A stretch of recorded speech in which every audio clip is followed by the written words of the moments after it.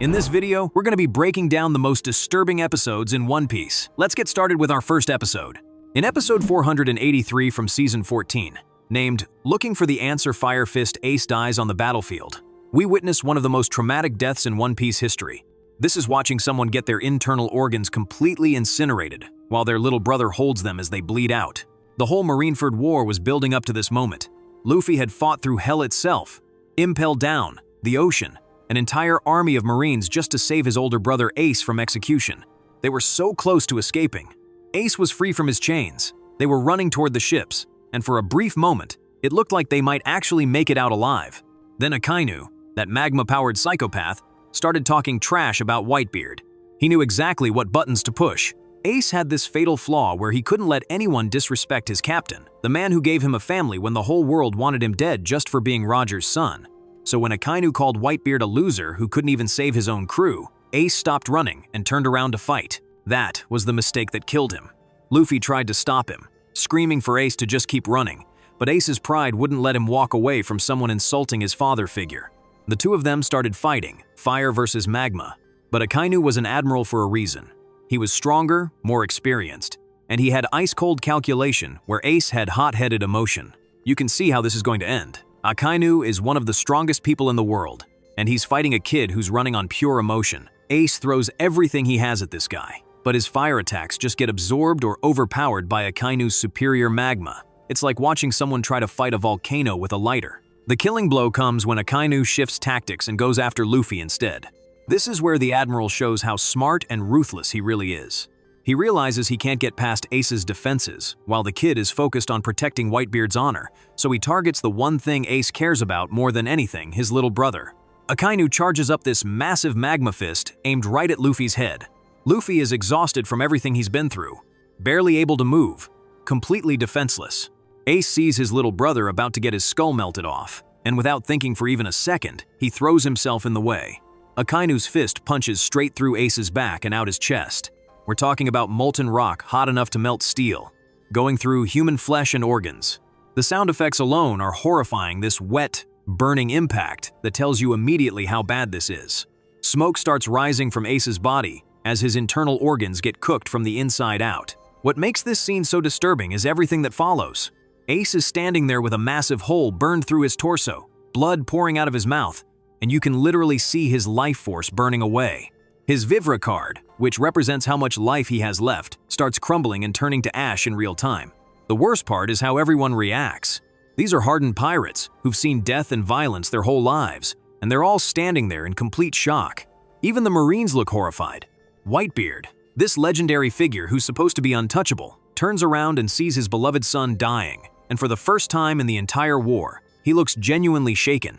Luffy is holding his dying brother, and he's not accepting what's happening. He's begging for doctors, screaming for Ivankov to use his healing hormones, trying anything to save him. A medic actually does come running over, but takes one look at the wound and basically says there's no point. Akainu's magma burned through Ace's lungs, his heart, probably his spine, everything vital is destroyed. But Luffy won't give up. He's putting pressure on the wound like that's going to help when there's a hole the size of a fist going completely through his brother's torso. He's reminding Ace of all their childhood promises, begging him to remember that he said he'd never die, that he'd always protect Luffy. It's desperate and heartbreaking because you know none of it matters. Then we get Ace's backstory flashing through his mind as he's dying. This kid spent his entire life wondering if he deserved to exist. People literally told him to his face that he should never have been born, just because his father was Gol D. Roger. He grew up thinking the world would be better off without him, that he was some kind of curse on everyone around him. The most heartbreaking part is Ace's final words. With his voice getting weaker and weaker, blood still coming out of his mouth, he manages to say, "Thank you for caring about someone like me, being this good for nothing. This world never wanted." He's literally thanking people for loving him as he dies, finally understanding that his life had value. Ace dies with a smile on his face, finally at peace, knowing that people loved him for who he was, not hated him for who his father was. His Vivre card burns up completely and crumbles into nothing, but Luffy is left holding his brother's corpse, screaming and crying while a war rages around them. The psychological trauma of this moment is insane. Luffy came all this way to save Ace, fought through impossible odds, and succeeded only to watch his brother die anyway because of a split-second decision. The guilt and helplessness of holding someone you love as they die from protecting you is the kind of trauma that breaks people permanently. This episode shows how quickly everything can fall apart. One moment of pride, one insult that couldn't be ignored, and suddenly the entire rescue mission becomes meaningless. All that suffering, all those deaths, and Ace dies anyway because Ace couldn't walk away from a fight he should have avoided. The aftermath is even worse. Luffy has a complete mental breakdown and nearly dies from the psychological shock. He develops serious PTSD and can't use his powers for months. The guilt of feeling responsible for Ace's death haunts him for years. It fundamentally changes who he is as a person, and the series never lets you forget how devastating losing family can be. Ace's death at Marineford shows how pride turned rescue into tragedy, and in Wano the same cruelty appears as Oden is boiled alive before people who realize his worth too late. So, episode 974 from season 20, Oden wouldn't be Oden if it wasn't boiled, is basically where they finish torturing this poor guy to death. And honestly, it's messed up on so many levels. Remember how Oden was standing in that giant pot of boiling oil, holding up his 9 friends on a wooden board? Well, this episode is him finishing that whole hour while literally getting cooked alive. And let me tell you, it's brutal to watch. The worst part is that now everyone knows the truth. Shinobu finally told the crowd that Oden was saving their families from being kidnapped and sold as slaves. So now all these people who spent years throwing rocks at him are suddenly cheering for him to survive. Talk about too little, too late, right? But here's the thing, Oden knows he's dead already. You can't stand in boiling oil for an hour and walk away. His body is completely destroyed, his organs are cooked, and he's basically running on pure willpower at this point. So instead of hoping for a miracle, he tells his guys they need to open up Wano's borders after he's gone. Smart move, honestly. What really gets to me is how the anime shows his memories flashing by while he's dying. He's remembering all the good times with Whitebeard's crew and Roger's pirates sailing the seas, having adventures, being free. Meanwhile, he's literally being boiled to death in front of his own people. The contrast is heartbreaking. Orochi gets mad that Oden's still breathing with 30 minutes left, so this psychopath orders his men to make the oil even hotter. Like, seriously? The guy is already dying horribly and you need to speed it up? What kind of monster does that? It shows you how petty and cruel Orochi really is. He can't even let someone die with dignity. The crowd is going wild at this point, cheering Oden on like he's some kind of sports hero. But you can tell they feel guilty too. These are the same people who mocked him for years, and now they're watching him die to save them. Some of them are probably thinking about all the times they laughed at his naked dances, not knowing he was sacrificing everything for their families. Those final 10 minutes are just painful to watch.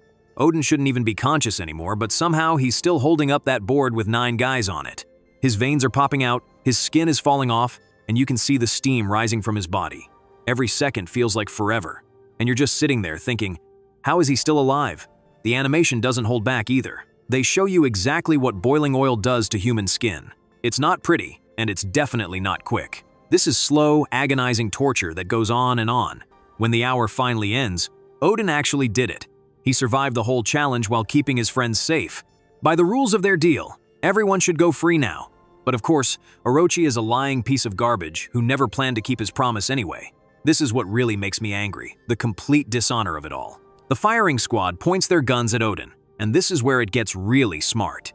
Oden uses his last bit of strength to throw that wooden plank like a catapult, launching all his retainers away from the execution site so they can escape. Even while dying, he's still thinking 3 steps ahead. He knew Orochi would betray him, so he had an exit plan ready. Watching his retainers fly through the air is both awesome and heartbreaking. They're crying as they realize what's happening, that their lord just saved them one last time, but it cost him his life. These guys have been with Oden through everything, and now they have to run away while he dies alone. Then Kaido shoots him in the head before he can even finish his last words. Oden tries to say, Oden wouldn't be Oden if it wasn't boiled, but he gets killed mid-sentence. The crowd finishes it for him, which is kind of poetic but also really sad. It's like they finally understand who he really was, but only after it's too late to save him. What makes this episode so disturbing is how unfair the whole thing is. Oden played by the rules, kept his word, endured unimaginable pain, and still got screwed over in the end. Meanwhile, Orochi cheated and lied his way to victory. It's like the show is saying that sometimes being a good person just gets you killed, especially when you're dealing with people who have no honor. The political stuff makes it even worse. This is about a corrupt government murdering anyone who threatens their power. Oden represented hope for Wano, a chance to break free from Orochi's tyranny, and they had to destroy him to keep control. It's pretty dark commentary on how evil people stay in power. It's like the show is saying that sometimes being a good person just gets you killed, especially when you're dealing with people who have no honor. Oden sacrificed everything, his reputation, his dignity, his life to save others, and his enemies didn't care at all. The retainers running away crying while remembering all their good times with Oden is heartbreaking. These guys have to live with the fact that they couldn't save the man who died protecting them. That's some serious survivor's guilt right there. They'll probably blame themselves for the rest of their lives, even though there was nothing they could do. This whole execution scene spans 2 episodes, and it's honestly one of the most brutal things One Piece has ever shown. They really don't hold back on showing you exactly what it looks like when someone gets slowly cooked to death while trying to save their friends. It's the kind of thing that sticks with you long after you finish watching and makes you question whether heroes actually get happy endings or if they just suffer more than everyone else. Oden's death shows how honor can be crushed by cruelty, and Zoro's ordeal shows how loyalty means taking unbearable pain in silence. But before I tell you about that, subscribe to our channel. So episode 377 from season 10. My crewmate's pain is my pain. Zoro fights prepared to die, is where we see what real loyalty looks like. And honestly, it's both beautiful and absolutely brutal to watch. This whole thing happens right after everyone gets knocked out by Kuma's massive shock attack. Everyone's unconscious except Zoro, and Kuma's about to take Luffy away. But Zoro, who's already beaten to hell from fighting earlier, somehow gets up and attacks this cyborg monster to protect his captain. The fight is pretty one-sided though. Kuma's this ridiculously powerful pacifista created by Dr. Vegapunk, and he's got devil fruit powers on top of being a cyborg. Zoro's just standing there with swords, barely able to move from his previous injuries. His body is giving up on him, but his mind won't let him quit. But here's where it gets crazy. Zoro knows he can't win, so he makes Kuma a deal. He offers up his own life instead of Luffy's. Not just his life either, but his dream too. This guy who's been training his whole life to become the world's greatest swordsman is willing to throw it all away to save his captain. Sanji wakes up and tries to do the same thing, but Zoro knocks him out because he's already made up his mind. That's such a Zoro move. He's not letting anyone else make this sacrifice because he sees it as his job as the first mate. There's this moment where both of them are arguing about who gets to die for Luffy, which is both touching and insane. Kuma actually respects this and agrees to spare Luffy. But there's a catch. Instead of just killing Zoro, he's going to make him experience all of Luffy's pain and exhaustion from their fight on Thriller Bark. And when I say all of it, I mean everything. Every punch, every cut, every bit of damage Luffy took. Think about what Luffy went through on Thriller Bark. He fought multiple enemies, got his shadow stolen, pushed his body way past its limits with Gear 2nd and Gear 3rd, and took a massive beating from Gecko Moria. All that accumulated damage and fatigue is about to get dumped on Zoro all at once. Kuma uses his powers to pull all this pain out of Luffy's body into this giant red bubble. It looks like a small cloud, but it's filled with pure agony. Then he gives Zoro just a tiny sample of what's inside, and it drops him to his knees immediately. This little taste of pain is enough to nearly kill him, and that's just a fraction of what he's about to take on. The sample alone makes Zoro scream and collapse. His face goes completely white, sweat pours down his body, and he looks like he's about to pass out. But he forces himself back to his feet because he's made his choice. That small sample was probably equivalent to getting stabbed or shot, and there's a whole bubble of that waiting for him.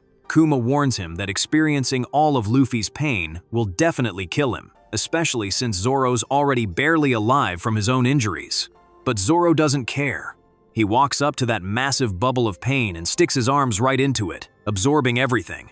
The look on his face as he does this is pure determination, mixed with acceptance of death. What happens next is the most badass moment in One Piece history, but also the most disturbing. The episode cuts away and doesn't show you what Zoro goes through, but you know it's horrible because of what we see afterward. The anime makes a smart choice here by not showing the torture directly, because your imagination fills in something worse than they could animate. When everyone wakes up, Luffy feels completely fine. All his pain is gone, his injuries are healed, and he's back to his normal energetic self. Nobody understands why, until Sanji goes looking for Zoro and finds him standing in a clearing. Luffy's acting like nothing happened, stretching and moving around normally, completely unaware that someone else paid the price for his recovery. The scene when Sanji finds Zoro is haunting. There's blood everywhere on the trees, on the ground, pooled around Zoro's feet. It's not just a little blood either. It's like someone was murdered there. The trees are splattered with it, The grass is stained red, and there's so much that you know Zoro should be dead from blood loss alone. Zoro himself is covered head to toe in blood, barely standing upright, looking like he's been through a war zone. His clothes are soaked through, his swords are bloody, and he's swaying on his feet like he might collapse at any second. But somehow he's still standing, still conscious, still refusing to give up. Sanji asks what happened to Kuma, and Zoro just says, "Nothing happened." That's it. No explanation, no complaint, no asking for help. Just nothing happened, while he's literally dying on his feet from taking on another person's pain. The contrast between the blood-soaked scene and his casual response is chilling. This is probably the most loyal thing anyone has ever done in anime. Zoro willingly experienced torture that was meant for his captain, and then he doesn't even tell anyone about it. He suffers in complete silence because he doesn't want the crew to feel guilty. The psychological aspect is what makes this so disturbing. Physical pain is one thing, but Zoro had to experience every moment of suffering Luffy went through, probably feeling like he was dying multiple times. And he chose to do this while already being close to death himself. He felt every cut, every bruise, every moment of exhaustion that Luffy accumulated during their adventure. What really gets me is that nobody else knows what happened. The crew just thinks they got lucky and Kuma left them alone. They don't realize that Zoro nearly died saving all of them, and he's not going to tell them because he doesn't want their gratitude or pity. They'll probably never know the full extent of what he did for them that night. It's the ultimate display of what it means to put your crew before yourself. Zoro didn't make a big speech or demand recognition, he just quietly took on unbearable suffering so his friends could live. That's the kind of loyalty that's almost impossible to find in real life. He literally absorbed another person's trauma and pain without asking for anything in return. The "nothing happened" line has become legendary in the One Piece community because it perfectly captures Zoro's character. Even while bleeding out from absorbing someone else's torture, he acts like it was no big deal. That level of stoicism and selflessness is both inspiring and kind of heartbreaking. It shows that true strength is about suffering in silence to protect others. This episode shows that sometimes the most heroic acts are the ones nobody ever hears about. Zoro saved everyone that day, but he did it in complete silence, asking for nothing in return except the knowledge that his captain and crew are safe. It's a reminder that real heroes don't do it for the glory or recognition, they do it because it's the right thing to do. Zoro's sacrifice shows loyalty through silent suffering, and Ace's downfall shows how pride leads to tragedy under Akainu's pursuit. Episode 482 from Season 14, The Power That Burns Even Fire, Akainu's Ruthless Pursuit, basically sets up the most devastating moment in anime history. This is where everything goes wrong, in the worst possible way. The rescue mission was actually working. Whitebeard is destroying Marineford piece by piece, his crew is escaping toward the ships, and Ace and Luffy are almost to safety. For the first time in this entire war, it looks like the good guys might win. But Akainu is way too smart to let that happen. This guy understands psychology better than most therapists, and he knows exactly how to push Ace's buttons. He starts talking trash about Whitebeard, calling him a washed-up failure, who's going to be forgotten because he never had any real ambition. Now Ace has spent his whole life dealing with daddy issues. His real father was Gol D. Roger, and the world hated him for it. People literally told him he should never have been born just because of whose blood he carries. Whitebeard was the first person to accept him unconditionally, to give him a family and a purpose. When someone insults that, Ace completely loses his mind. Everyone's screaming at him to keep running. Luffy, his crewmates, probably the audience too. But his pride won't let him walk away from someone disrespecting his father figure. What makes this even more tragic is that Whitebeard had just asked Ace if he was happy to have him as a father. Ace broke down crying and said yes, that he was grateful for everything Whitebeard had done for him. It was this beautiful moment of a son finally accepting his father's love. And now, minutes later, that same love is going to get him killed. The irony is brutal. Ace's loyalty to Whitebeard, the thing that saved him from a life of self-hatred, is also what destroys him. His greatest strength becomes his fatal weakness because Akainu knows exactly how to weaponize it. The fight that follows is painful to watch because you know Ace can't win. His fire powers are strong, but Akainu's magma burns several times hotter than regular flames. It's not even close to being a fair fight. Ace throws his best attacks and they just get absorbed or overpowered. The animation really shows how outclassed Ace is. His flames look impressive, but when they hit Akainu's magma, they just disappear. There's no dramatic clash of powers. Akainu's attacks just steamroll right through everything Ace throws at him. It's like watching someone try to put out lava with a garden hose. Meanwhile, Luffy collapses from exhaustion. The kid has been fighting for hours, pushing his body way past its breaking point, and he finally hits the wall. He's crawling on the ground trying to reach Ace's Vivre card, while his brother gets beaten down by a Marine Admiral. The Vivre card itself is a genius storytelling device here. It's this physical representation of Ace's life force, and watching it burn tells you more than any dialogue could. When it starts crumbling, you know immediately that Ace is in mortal danger, even before you see the wound. That's when Akainu realizes he's got both Dragon's son and Roger's son right in front of him, helpless. These are the two most dangerous bloodlines in the world, from the world government's perspective. Dragon leads the Revolutionary Army, and Roger started the Great Pirate Era. Taking out both their sons would be a massive political victory.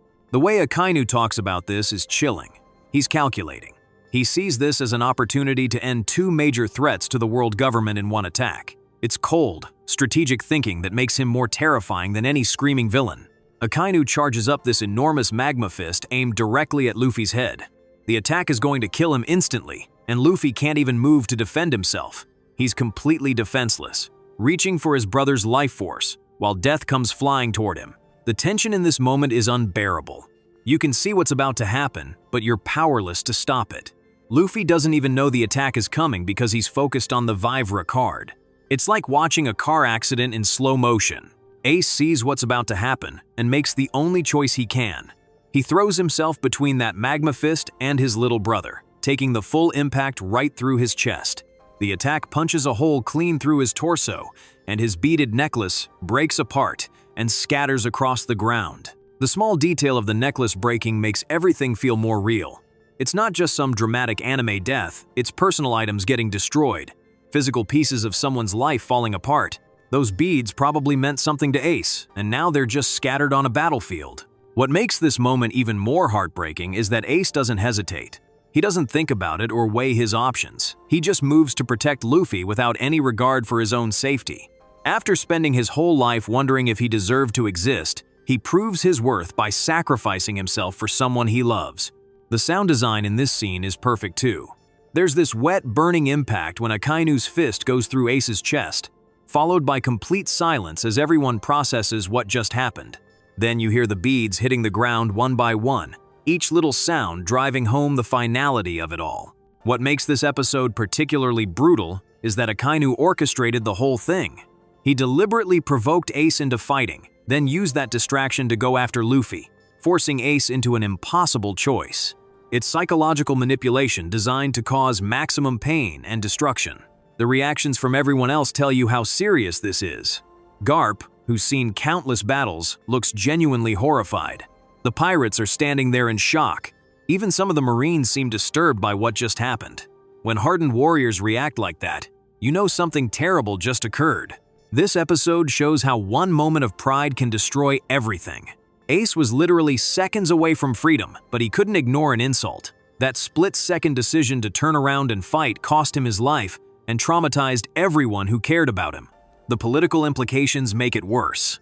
This is about a corrupt government eliminating threats to their power. Akainu represents absolute justice, which really means absolute control, and he's willing to murder kids to maintain that control. Watching Ace's Vivre card start burning again at the end tells you everything you need to know about how this is going to end. That card represents his life force, and it's slowly crumbling away while everyone stands there helpless to stop it.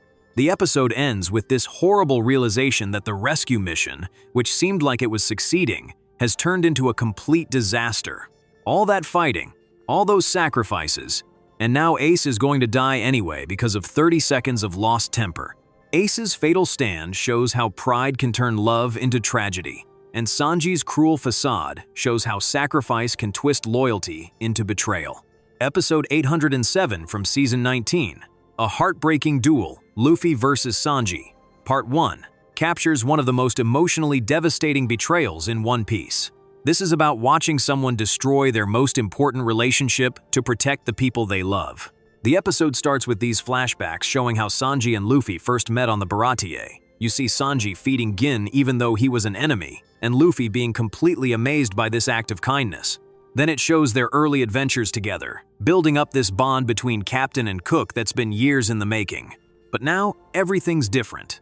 Sanji is riding in a carriage with his biological family, the Vinsmoke royalty, heading toward his arranged marriage to Charlotte Pudding. When Luffy finally catches up to them, jumping onto the carriage door with his usual excitement, Sanji does something unthinkable. He kicks Luffy off the carriage and tells him to get lost. Not just that, but he calls Luffy and the rest of the Straw Hats low-class pirates and claims he's embraced his royal heritage. He acts like their friendship meant nothing, like all those years of adventure and loyalty were just a waste of time. The thing is, we know Sanji doesn't mean any of it. The episode shows us flashbacks of his horrific childhood, being abused by his brothers, imprisoned by his father, treated like a failure because he wasn't born without emotions like his siblings. Judge literally told him never to call him father and to disappear from their lives forever. But Big Mom is threatening to kill Zeph and destroy the Baratie if Sanji doesn't go through with this marriage. She's also threatening to kill the Straw Hats if he tries to escape. Sanji is trapped between protecting his old father figure and his current family, so he's choosing to break Luffy's heart instead of letting everyone he loves die. The psychological torture here is insane.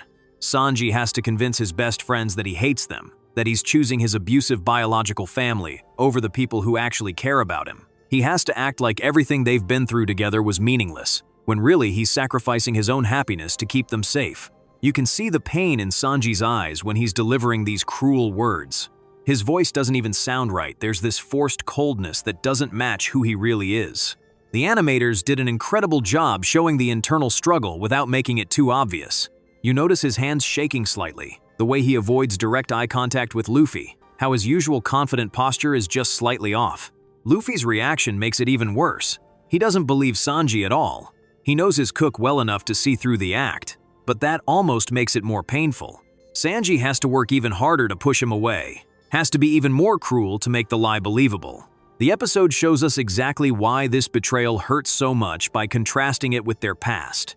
We see Luffy watching in amazement as Sanji fought fearlessly during the Krieg battle. See how much respect and admiration he had for his cook. Now that same person is calling him low-class trash and kicking him away like he's nothing. There's this moment where you see Luffy's face when Sanji calls them low-class pirates. It's not anger or hurt, it's confusion. He genuinely can't understand why Sanji would say that, because it goes against everything he knows about his friend. Luffy has always seen the best in people, and he can't process that someone he trusts completely would turn on him like this. What makes this particularly disturbing is that it's not really a betrayal at all, it's a sacrifice. Sanji is destroying the most important relationships in his life to protect those same people. He's choosing to be hated by his friends rather than let them be murdered, which is both noble and heartbreaking. The family dynamics make it so much worse too. Sanji's brothers are sitting there enjoying his pain, probably happy to see him hurt the people he cares about. They've always seen his emotions as weakness, and now they're watching him use those same emotions to torture himself. Niji and Ichiji have these smug expressions, like they're watching entertainment. Judge allowing Sanji to handle this himself when Yonji offers to attack Luffy is particularly cruel. He's forcing Sanji to personally deliver the rejection, to use his own words and actions to drive away his captain. It's not enough for Sanji to just go along with the marriage he has to actively destroy his other relationships. The political aspect makes it worse too. This is about power and control. The Vinsmokes want to use Sanji's marriage to gain access to Big Mom's military strength, and they don't care who gets hurt in the process. They're treating him like a tool rather than a person, which is exactly how they treated him as a child. You can also see how this affects Nami, who's watching the whole thing happen. She knows Sanji better than almost anyone, and she can tell something's wrong. But she's powerless to do anything except watch her crewmate apparently betray everything they stand for. Her expressions throughout the scene show genuine worry and confusion. The episode does this thing where it keeps cutting back to moments from their past adventures, Sanji cooking for the crew, laughing with them, fighting alongside them. These flashbacks make the current situation even more painful because you're constantly reminded of what they're losing. Every cruel word Sanji says is contrasted with a memory of their friendship. The setup for the actual fight is brutal too. The episode ends with Sanji claiming he'll deal with Luffy personally. which means he's going to have to physically hurt his captain to make this convincing. This goes against everything Sanji believes in. He's the one who always feeds people, who takes care of others, who shows kindness even to enemies. There's also this underlying current of class warfare that makes the whole thing more disturbing. The Vinsmokes represent old money nobility who look down on pirates as criminals and peasants. When Sanji calls them low class, he's attacking their worth as human beings based on their social status. This whole situation shows how abusive families can continue to hurt their victims even years later. Sanji escaped the Vinsmokes as a child, built a new life with people who loved him, but his past is still being used as a weapon against him. His biological family is forcing him to choose between his old trauma and his current happiness. The manipulation is expertly done too. Big Mom is threatening everyone he cares about, making it impossible for him to choose himself. It's the kind of psychological trap that makes victims feel like they have no choice but to comply. She knows exactly how to make him feel responsible for other people's safety. What really gets to me is how alone Sanji is in this moment. He can't tell Luffy the truth because that would put him in more danger. He can't ask for help because that would make the threats real. He has to carry this burden completely by himself while making everyone he loves think he's abandoned them. The episode also shows how trauma can be cyclical. Sanji experienced emotional abuse as a child, and now he's being forced to emotionally abuse others to protect them. It's this twisted situation where the victim becomes the perpetrator, even though he has no real choice in the matter. Watching someone destroy their own happiness to protect others is one of the cruelest things you can witness. Sanji is making the ultimate sacrifice by becoming the villain in his own story to keep his friends alive. And the worst part is, they'll probably hate him for it, which is exactly what he's trying to accomplish. Sanji's betrayal shows love turned into sacrifice, and Fisher Tiger's death shows hatred turned into self-destruction. Episode 543 from Season 15. The Hero's Last Moments, The Shocking Truth of Tiger, hits you with one of the most brutal examples of how racism can literally kill people. This is watching someone die because hatred runs so deep they'd rather bleed out than accept help. The episode starts with Fisher Tiger taking Koala back to her hometown after rescuing her from slavery. She's been traveling with the Sun Pirates for a while now, and you can see how much she's changed. She's laughing, playing with the crew, acting like a normal kid instead of the terrified slave we met earlier. But Arlong hates having her around. He keeps making nasty comments about humans and clearly resents that Tiger is being kind to her. You can see the seeds of his future racism already growing, and it's disturbing how he treats this little girl like she's personally responsible for everything humans have done to fishmen. When they reach Koala's island, Tiger walks her home personally. The reunion with her mother is beautiful. Koala breaks down crying and tells her mom that fishmen are good people, that they treated her with kindness when humans enslaved her. It's this innocent moment where you think maybe things are getting better. Then everything goes wrong immediately. The townspeople sold Tiger out to the Marines. They made a deal. They'll let the Marines attack Tiger as long as Koala doesn't get sent back to the Celestial Dragons. So they basically traded one person's life for another's freedom, which is already messed up. Tiger gets ambushed by a whole fleet of Marines led by Rear Admiral Strawberry. They start shooting at him with everything they've got, and he's completely outnumbered. Jinbei and the others hear the fighting and rush to help, but they're too late to prevent Tiger from getting seriously injured. When they finally rescue him and get him back to their hijacked marine ship, Tiger is covered in blood from multiple gunshot wounds. He's dying, and everyone knows it. The crew's doctor says they need to do a blood transfusion to save his life. And here's where it gets really dark. Fisher Tiger refuses the human blood transfusion. He'd rather die than have human blood in his body. Think about how deep that hatred has to run. This guy would choose death over accepting help from the very species he just spent years protecting. But then he explains why, and it gets so much worse. Tiger reveals that he was a slave himself.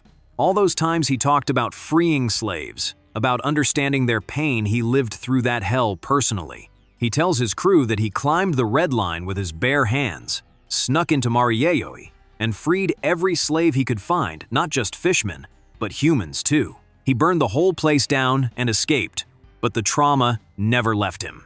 Tiger admits that Queen Otohime was right about humans and fishmen needing to live in peace, but he personally can't do it. He says there's a demon in his heart that won't let him love humans, no matter how hard he tries. The hatred and pain from his slavery runs too deep. The most heartbreaking part is when he begs his crew not to tell anyone what really happened. He doesn't want them spreading more hatred between the species. Even while dying from wounds inflicted by humans who betrayed him, he's still trying to protect the future and make sure kids like Koala don't grow up with the same prejudices. Tiger says his body would reject the human blood anyway because of the demon inside him. Whether that's literally true or just psychological doesn't matter. The result is the same. His trauma is so severe that accepting help from humans feels impossible, even to save his own life. Jinbei and Aladdin are begging him to take the transfusion, telling him he's a hero to all slaves and the greatest fisherman who ever lived. But Tiger has already made his choice. He's going to die with his principles intact, rather than compromise them to survive. The scene where he actually dies is devastating. This powerful, legendary figure who seemed unstoppable just fades away while his crew cries around him, all because he couldn't overcome the psychological damage from his slavery. What makes this episode so disturbing is how realistic the racism feels. This is showing how systematic oppression can damage people so deeply that it affects every decision they make, even life or death ones. The townspeople betraying Tiger after he helped their child shows how prejudice works in the real world. They benefited from his kindness when it served them, but turned on him the moment it became convenient. They didn't see him as the individual who saved Koala. They saw him as a dangerous fisherman who needed to be eliminated. Tiger's internal struggle is the most tragic part. He knows intellectually that not all humans are evil. He saved human slaves alongside fishermen ones, but his emotional trauma is stronger than his rational mind. He can't separate the humans who tortured him from the ones trying to save his life. The episode also shows how trauma can be passed down. Arlong witnessed all of this, seeing humans betray Tiger, watching his captain die because he couldn't accept their help. That experience shapes Arlong into the monster he becomes later, proving Tiger's point about how hatred spreads. It's particularly brutal because Tiger dies trying to break the cycle of racism while simultaneously being destroyed by it. He spent his final years fighting against the very prejudices that ultimately killed him, but couldn't overcome his own psychological wounds. The blood transfusion becomes this perfect metaphor for how racism works. The solution to Tiger's problem is literally right there: human blood that could save his life, but generations of oppression have made it impossible for him to accept. His trauma has become self-destructive. Tiger's death shows that sometimes the good guys don't win just because they're morally right.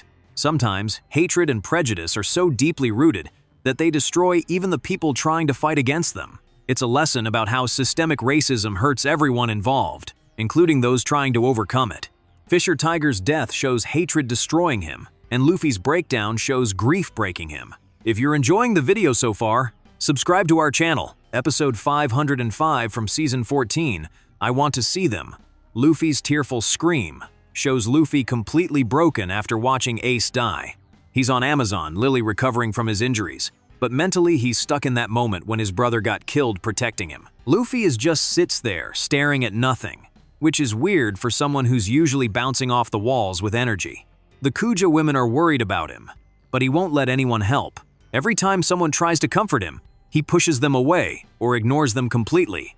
The kid keeps blaming himself for Ace's death. He says he's too weak, that if he was stronger, his brother would still be alive. Luffy's convinced that everything bad that happened was his fault, even though he fought harder than anyone to save Ace. He can't see past his own guilt to understand that some things are just out of his control. Back in Fuchsia Village, Garp shows up and immediately gets jumped by Dadan. She's furious with him for not doing anything to save Ace during the war. Dadan is punching and screaming at this legendary Marine, calling him a coward for just standing there while his grandson died. It's pretty intense watching this small mountain woman beat up someone who could probably level the entire village. Makino has to break up the fight and points out that Garp is probably suffering too. The old man looks genuinely broken, like he's aged 10 years since the war ended. You realize he had to choose between his Marine duty and his family, and either choice would have destroyed him. He couldn't save Ace without betraying everything he stands for, but letting him die destroyed his heart. Dadan gets the last word though, saying Luffy is the one really hurting because he loved Ace more than anything. She starts yelling across the ocean for Luffy not to give up, like she's trying to send him strength through sheer willpower. It's touching how much she still cares about that troublemaker kid she raised. The scene shifts to show Shanks and the Whitebeard pirates burying Ace and Whitebeard in the New World. They've got proper graves set up, which makes the deaths feel final. Marco thanks Shanks for helping with the funeral, showing how much respect these crews have for each other. Shanks quietly tells Luffy it's okay to cry, but he needs to keep moving forward. Meanwhile, Luffy is getting worse instead of better. He's hurting himself and not taking care of basic needs like food or sleep. When Jinbei tries to stop him from self-harming, Luffy gets angry and says it's his body, so he can do whatever he wants with it. The desperation in his voice shows how far gone he really is. That's when Jinbei drops some harsh truth on him. He says if that's how it works, then Ace's body belonged to him too, and he was free to die protecting his little brother regardless of what Luffy wanted. It's a brutal way to make a point, but sometimes people need to hear hard truths when they're drowning in self-pity. This leads to a fight between them, except Luffy is so mentally and physically drained that he can barely throw a decent punch. Jinbei easily overpowers him, which shows how much the trauma has weakened him. The same kid who fought Marine admirals can't even handle one fishman because depression has sucked all the fight out of him. After beating him down, Jinbei gives him the advice that changes everything. Stop focusing on what you lost and think about what you still have. It sounds simple, but when you're stuck in grief, you need someone to remind you that life isn't over yet. That's when Luffy finally breaks down properly. He starts crying and screaming that he wants to see his crew again. All these memories flood back of Zoro, Nami, Usopp, Sanji, Chopper, Robin, Frankie, and Brook. You see flashbacks of all their adventures together, all the times they supported each other and had fun together. The way Luffy cries about missing his friends is raw and desperate. He's terrified that he'll never see them again, that somehow Ace's death means he's lost everyone important to him. His voice cracks when he talks about wanting to be with them, like a little kid who got separated from his parents. What makes this episode hit so hard is seeing Luffy at his absolute lowest point. We're used to him being this unstoppable force who never gives up on anything. Watching him completely broken and hopeless feels wrong, like the natural order got disrupted. The episode shows how trauma affects different people in different ways. Dadan gets angry and violent, Garp shuts down emotionally, Makino tries to keep everyone calm, and Luffy turns his pain inward on himself. There's no right way to process something this devastating. Jinbei's approach to helping Luffy is interesting because he doesn't try to sugarcoat anything or make him feel better with empty platitudes. He acknowledges the pain, lets Luffy express his anger, and then forces him to shift his perspective. Sometimes, the best way to help someone is to be brutally honest with them. The crew memories that flood back to Luffy show why these relationships matter so much to him. These his chosen family, the people who believed in his dream when nobody else did. Remembering them gives him a reason to keep living when everything else feels hopeless. You can see the exact moment when Luffy starts to heal. It's not instant or magical, but there's a shift when he admits he wants to see his friends. He's acknowledging that he has something worth living for, something worth getting stronger for. The tears he cries are still painful, but they're cleansing too. The animation during Luffy's breakdown is really well done. His facial expressions show genuine anguish without being overdramatic. The voice acting captures that broken quality where someone is trying to hold themselves together but failing. It feels authentic in a way that a lot of anime emotional scenes don't. What's particularly effective is how the episode doesn't rush Luffy's recovery. He doesn't suddenly snap back to normal after one conversation. The healing process is going to take time, and this is just the first step toward accepting what happened and moving forward.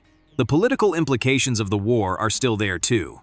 Garp's internal conflict represents how the world government's actions hurt their own people. He served the system faithfully for decades, but when it came for his family, he couldn't reconcile his loyalty with his love. That kind of institutional betrayal leaves scars. By the end of the episode, Luffy hasn't solved all his problems or gotten over his grief. He's just remembered that he has reasons to keep going. The Straw Hats are still out there somewhere, probably worried about him, definitely waiting for him to come back. That thought gives him something to hold on to when everything else feels lost. Luffy's breakdown shows grief breaking him, and Arabasta's war shows rage tearing people apart until hope returns. Episode 126 from Season 4, I Will Surpass You, Rain Falls on Arabasta, shows what happens when a country tears itself apart from the inside. Vivi is standing in a bell tower watching her people kill each other while she screams for them to stop, but nobody can hear her over the sound of war. The civil war is still raging, even after Pell sacrificed himself to carry that bomb away from the city. People got knocked down by the explosion, picked themselves up, and immediately went back to fighting. It's like they can't remember why they're angry anymore, but but the violence has become automatic. Vivi keeps yelling, "Please stop fighting!" from the bell tower, but her voice doesn't carry over the battle sounds. Only the Straw Hats can hear her, and they're too far away to help directly. Nami realizes how much pain Vivi is in and tells everyone they need to stop this war no matter what. The scene of Vivi desperately screaming while her people ignore her is one of the most powerless moments in the series. She's the princess. She should be able to command them to stop, but her authority means nothing when people are consumed by rage and desperation. Her voice gets hoarse from yelling, but she keeps trying anyway. Meanwhile, underground in the tomb, Luffy is fighting Crocodile for the final time. The place is falling apart around them, and it looks like Crocodile has won when Luffy collapses from the poison. But then, Luffy gets back up, which shocks Crocodile because the scorpion venom should have killed him by now. Luffy starts beating the hell out of Crocodile, throwing him through ancient stone walls and kicking his hook so hard it breaks off. Crocodile tries to stab him with a knife that comes out of his broken hook, but Luffy kicks him up into the ceiling. The whole underground chamber is getting destroyed by their fight. The animation during this fight is intense because you can see how much both characters have been through. Luffy is covered in blood and sweat, moving on pure willpower at this point. Crocodile is getting more desperate with each failed attack, realizing his plans are falling apart. Crocodile gets desperate and uses his big desert blade attack, but Luffy counters with Gomu Gomu no Storm while his fists are covered in his own blood. The blood negates Crocodile's sand powers, so he takes the full beating and gets punched through several feet of solid rock, flying up into the sky above the city. The sight of Crocodile getting launched through the bedrock is satisfying after everything he's put Arabasta through. This is symbolic of his entire conspiracy getting exposed and destroyed. All his scheming and manipulation gets answered with raw determination and righteous anger. When Crocodile's unconscious body comes tumbling down from the clouds, everyone in the city stops fighting for a second to watch. But then they just go back to killing each other, because defeating one villain doesn't automatically end a civil war that's been building for years. This is what makes the episode realistic. Real conflicts don't end just because you remove the person who started them. The anger and desperation that Crocodile manipulated were already there, and people have been fighting long enough that it's become habit. That's when it finally starts to rain. This is the first rainfall Arabasta has seen in 3 years, and it's the thing that actually stops the fighting. People drop their weapons and just stand there letting the water hit their faces, remembering what they've been fighting for this whole time. The rain scene is beautifully animated. You see individual drops hitting dusty faces, washing away dirt and blood. People look up at the sky like they're seeing a miracle, which in a way they are. After 3 years of drought, this water represents life returning to their country. The rain washes the dust and blood out of the air, and suddenly, people can hear Vivi's voice from the bell tower. She's still pleading with them to stop, and now that the violence has paused, they actually listen. When they realize their princess is alive and safe, they finally put down their weapons for good. There's this moment where you can see people's faces change as they hear Vivi's voice. The anger drains away and gets replaced by shame and relief. They remember they love their princess, that they've been fighting to protect their country, not destroy it.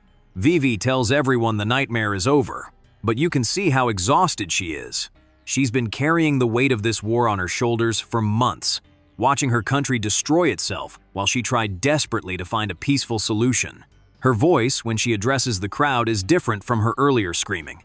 It's calmer but also sadder, like she's aged years in the span of this conflict.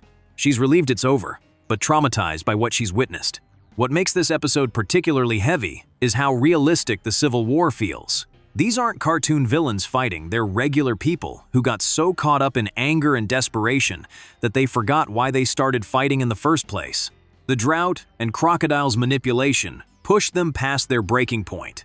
You see ordinary citizens with farming tools and kitchen knives trying to kill their neighbors.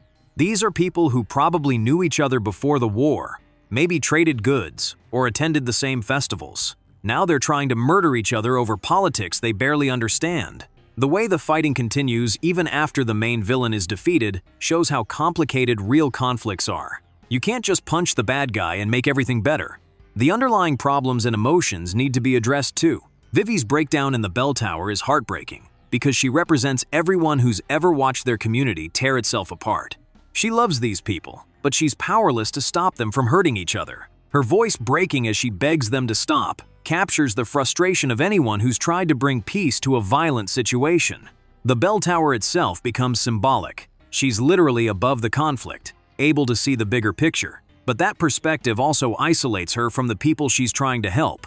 She can see the solution but can't force anyone to listen. The rain becomes this perfect symbol for cleansing and renewal. It's not just water, it's hope, relief, and a reminder of what they were fighting to protect. When people see the first drops, they remember they're not enemies, they're neighbors who've been suffering together. Meteorologically, the rain probably started because Crocodile's weather manipulation powers stopped working when he got knocked out. But thematically, it feels like the country is crying tears of relief that the nightmare is finally ending. Luffy's final fight with Crocodile is brutal and desperate. Both of them are barely standing, covered in blood and poison, but neither will give up. Luffy's determination to protect Vivi and her country gives him the strength to push through injuries that should have killed him. The fact that Luffy has to use his own blood to defeat Crocodile adds this layer of sacrifice to the victory. He's literally bleeding himself to save Arabasta, which mirrors how Vivi has been emotionally bleeding for her people throughout this whole arc.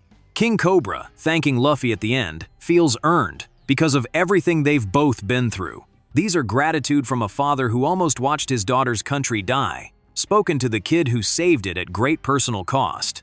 The episode shows how violence becomes self-perpetuating once it starts. People get caught up in cycles of revenge and anger that outlast the original causes. Sometimes it takes something completely external, like rain or exhaustion, to break the cycle and let people remember who they really are. When the dust settles and people can finally hear each other again, they realize they don't actually want to be fighting anymore. The war was fed by desperation and manipulation, not genuine hatred between neighbors. Once those external pressures are removed, their natural humanity reasserts itself. Arabasta's war shows how desperation can turn neighbors into killers, until hope finally ends the cycle. And the human auction shows how power makes slavery look normal while destroying lives in plain sight. Episode 395 from Season 11, Time Limit: The Human Auction Begins, shows you one of the ugliest parts of the One Piece world: people getting sold like animals, while rich folks sit around bidding on them. The human auction house works like any regular business, except they're selling people instead of cars or furniture. They've got price lists based on what kind of person you are. Fishmen cost more because they're stronger. Mermaids are the most expensive because they're rare. It's sick how they've turned human trafficking into a normal shopping experience. The auctioneer Disco runs the whole thing like he's selling antiques. He's got this fake cheerful voice while he's literally destroying people's lives for money. The audience is full of wealthy people in fancy clothes, acting all polite while they buy other human beings. It's disturbing how normal they make it look. When Sanji sees the price list, he looks like he wants to throw up. Different races have different values written down, like they're comparing the cost of different types of meat. The casual way they talk about buying and selling people is nauseating. The Straw Hats find out their friend Kami got captured and is going to be sold at this auction. But when they get there, they discover celestial dragons are involved, which changes everything. These are backed by the world government, so this slavery is completely legal under their system. Hatchin has to stop Frankie from just smashing down the walls to rescue Kami because there are celestial dragons inside. He knows that attacking them would bring marine admirals, and they'd all be dead. So they're stuck playing by the rules of this horrible system, even though they hate it. The worst part is how official everything is. This is a legitimate business with government protection. The world government actually allows people to buy and sell human beings, making them part of every sale. Nami decides they'll have to buy Kami back through the auction, which means they have to participate in the very system they want to destroy. They're forced to treat their friend like property just to save her, which shows how twisted this whole setup is. The episode also mentions that Silver's Rayleigh is being sold as a slave, though he's probably there for his own reasons. Even legendary pirates can end up as merchandise in this system, showing how powerful and widespread the slave trade really is. What's really cruel is that slaves have exploding collars that will kill them if they try to escape. It's not enough to just capture people, the system makes sure they can never fight back. The threat of instant death keeps everyone too scared to resist. The celestial dragons represent the worst kind of privilege. They're so protected by their status that they can do anything without consequences. They buy slaves, knowing the world government will protect them no matter how evil they are. Everyone talks about the prices and shipping costs like they're discussing any other business.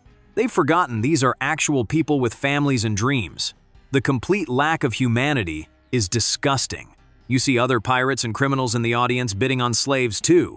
Once slavery becomes legal and normal, it corrupts everyone who gets involved. Regular people turn into monsters because the system tells them it's okay. The news about Ace's execution gets announced during all this, which adds another layer of government cruelty.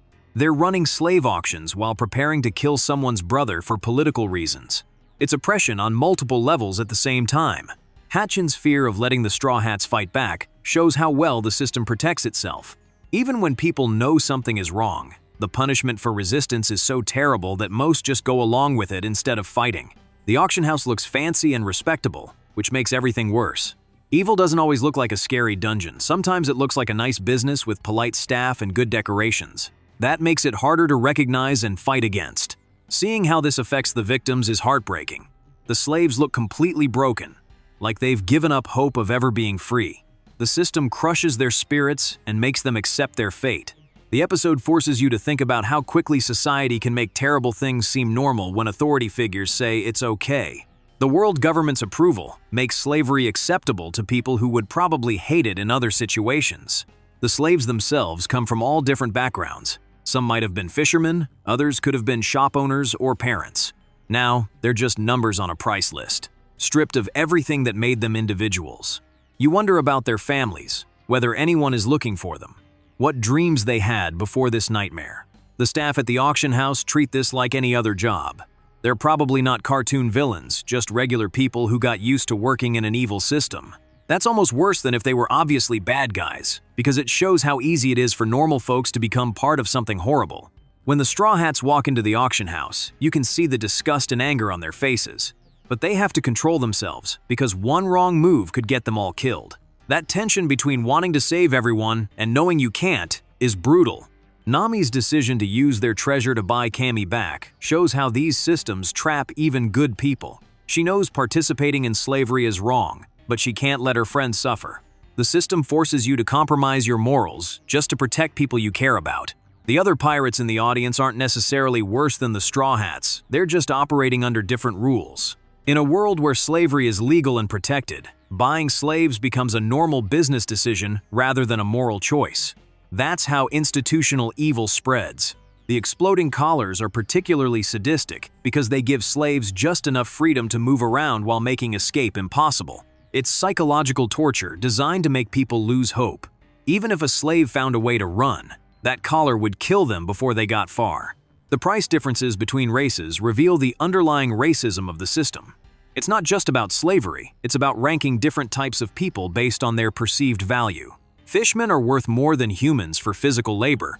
Mermaids are exotic trophies for the wealthy. What really gets you is how the victims are displayed. They're probably kept in cages or cells somewhere backstage, waiting to be paraded in front of buyers like livestock. The dehumanization is so complete that they've become products rather than people. The episode shows how power protects itself. The celestial dragons don't have to personally run the slave trade, they just have to support the system that allows it. Their mere presence at the auction makes everything legal and untouchable. The whole setup demonstrates how evil becomes mundane when it's institutionalized. Nobody in that auction house thinks they're doing anything wrong because the government says it's legal. That's how ordinary people end up participating in atrocities through small compromises and official approval. The human auction shows evil made normal by power, and Whitebeard's death shows a legend turning defeat into defiance. But before I tell you about that, subscribe to our channel. Episode 485 from Season 14, Settling the Score: Whitebeard vs. the Blackbeard Pirates, shows the death of the strongest man in the world, and it's absolutely brutal to watch. Blackbeard shows up at Marineford with his crew and the level 6 prisoners he broke out of Impel Down. Whitebeard is already dying from all the damage he took during the war, but he's got one last fight in him. He wants revenge against Blackbeard for killing Thatch and getting Ace captured in the first place. The fight between them is short but vicious. Blackbeard's darkness powers can cancel out devil fruits, but Whitebeard is still ridiculously strong, even without his earthquake abilities. He cuts Blackbeard with his giant spear and then grabs him by the throat, trying to crush his windpipe with his bare hands. But Blackbeard survives, and that's when things get really ugly. His whole crew jumps Whitebeard and starts shooting him with guns and stabbing him with swords. They're basically executing a dying old man who can barely stand up anymore. It's cowardly and disgusting, but effective. Whitebeard's crew is watching this happen, and they can't do anything to help. Their captain is getting murdered in front of them while they're too injured or far away to intervene. You can see the horror and helplessness on their faces. While he's dying, Whitebeard thinks about his last conversation with Gold D. Roger, he remembers Roger telling him about the will of D and how someone will eventually find the One Piece and turn the world upside down. Whitebeard tells Blackbeard that he's not the one Roger was waiting for. Then Whitebeard delivers his final message to the world. He looks right at Sengoku and basically tells the world government that they should be afraid because someone is going to find Roger's treasure and start a war that will consume everything. Then he shouts at the top of his lungs that the One Piece is real. This announcement gets broadcast to the whole world through the Den Mushi cameras. Everyone at Sabaody Archipelago hears it, and you know this is going to inspire a whole new generation of pirates to start searching for the treasure. Sengoku looks terrified because he knows what this means. After making his declaration, Whitebeard finally dies. But here's the thing that makes it legendary: he dies standing up. Even with all those wounds, even after getting shot and stabbed dozens of times, his body refuses to fall over. He's dead but still standing like some kind of monument. The episode reveals the full extent of his injuries: 267 sword wounds, 152 bullet wounds, and 46 cannonball hits. That's an insane amount of damage for anyone to take, but Whitebeard kept fighting through all of it.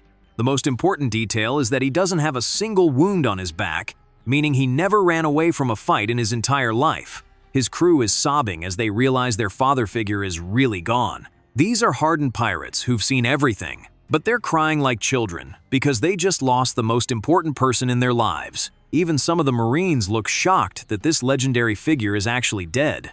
Whitebeard's final words to his sons are that he was happy to sail with them for so long. After all the violence and pain, his last thoughts are about the family he built and how much they meant to him. It's touching but also heartbreaking because these people are never going to see him again. What makes Whitebeard's death so impactful is how he turns his final moments into a victory. Yeah, he's dying, but he uses that death to inspire the next generation and terrify his enemies. His last act is basically starting the next era of piracy by confirming the One Piece exists. The image of him dying while standing up becomes this symbol of determination and strength. Even death couldn't make this man bow down or give up. He faced the end on his own terms, defiant to the last breath. Blackbeard and his crew look pathetic in comparison. They had to gang up on a dying old man to beat him, and even then, Whitebeard got the last word. They won the fight but lost the war because Whitebeard's final message is going to cause them problems for years to come. The political implications are huge too. Whitebeard just told the entire world that the world government's biggest fear is real. Someone is going to find the One Piece and challenge their authority. That's basically a declaration that their control is temporary and revolution is inevitable. His death also marks the end of an era.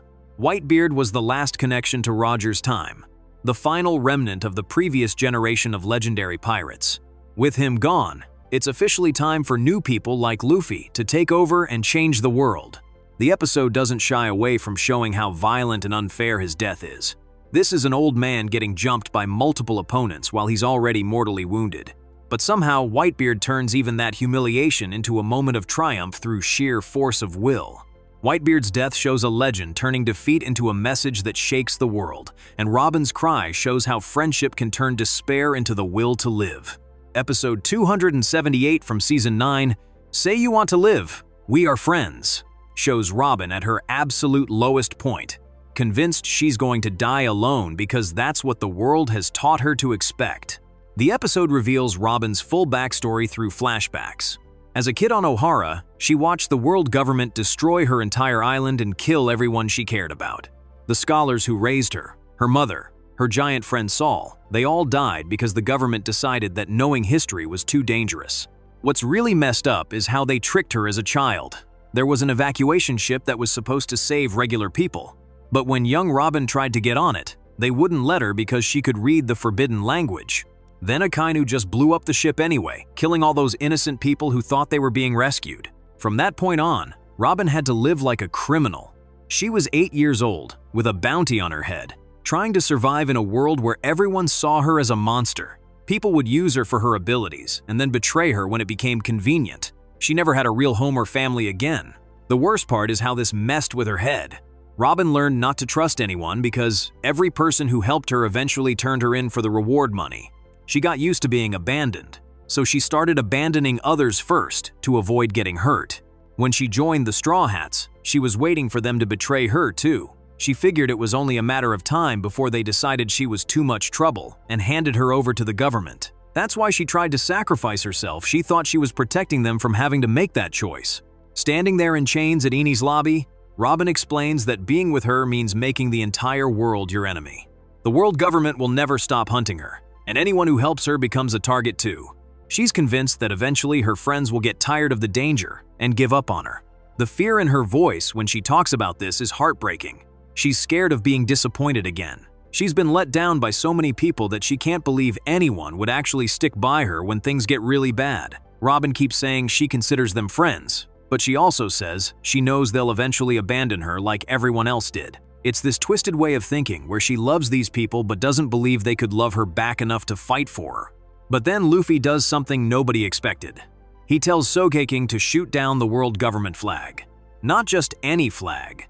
The symbol of the organization that rules the world. It's basically a declaration of war against the most powerful force on the planet. The moment that arrow hits the flag and it starts burning, everyone goes silent.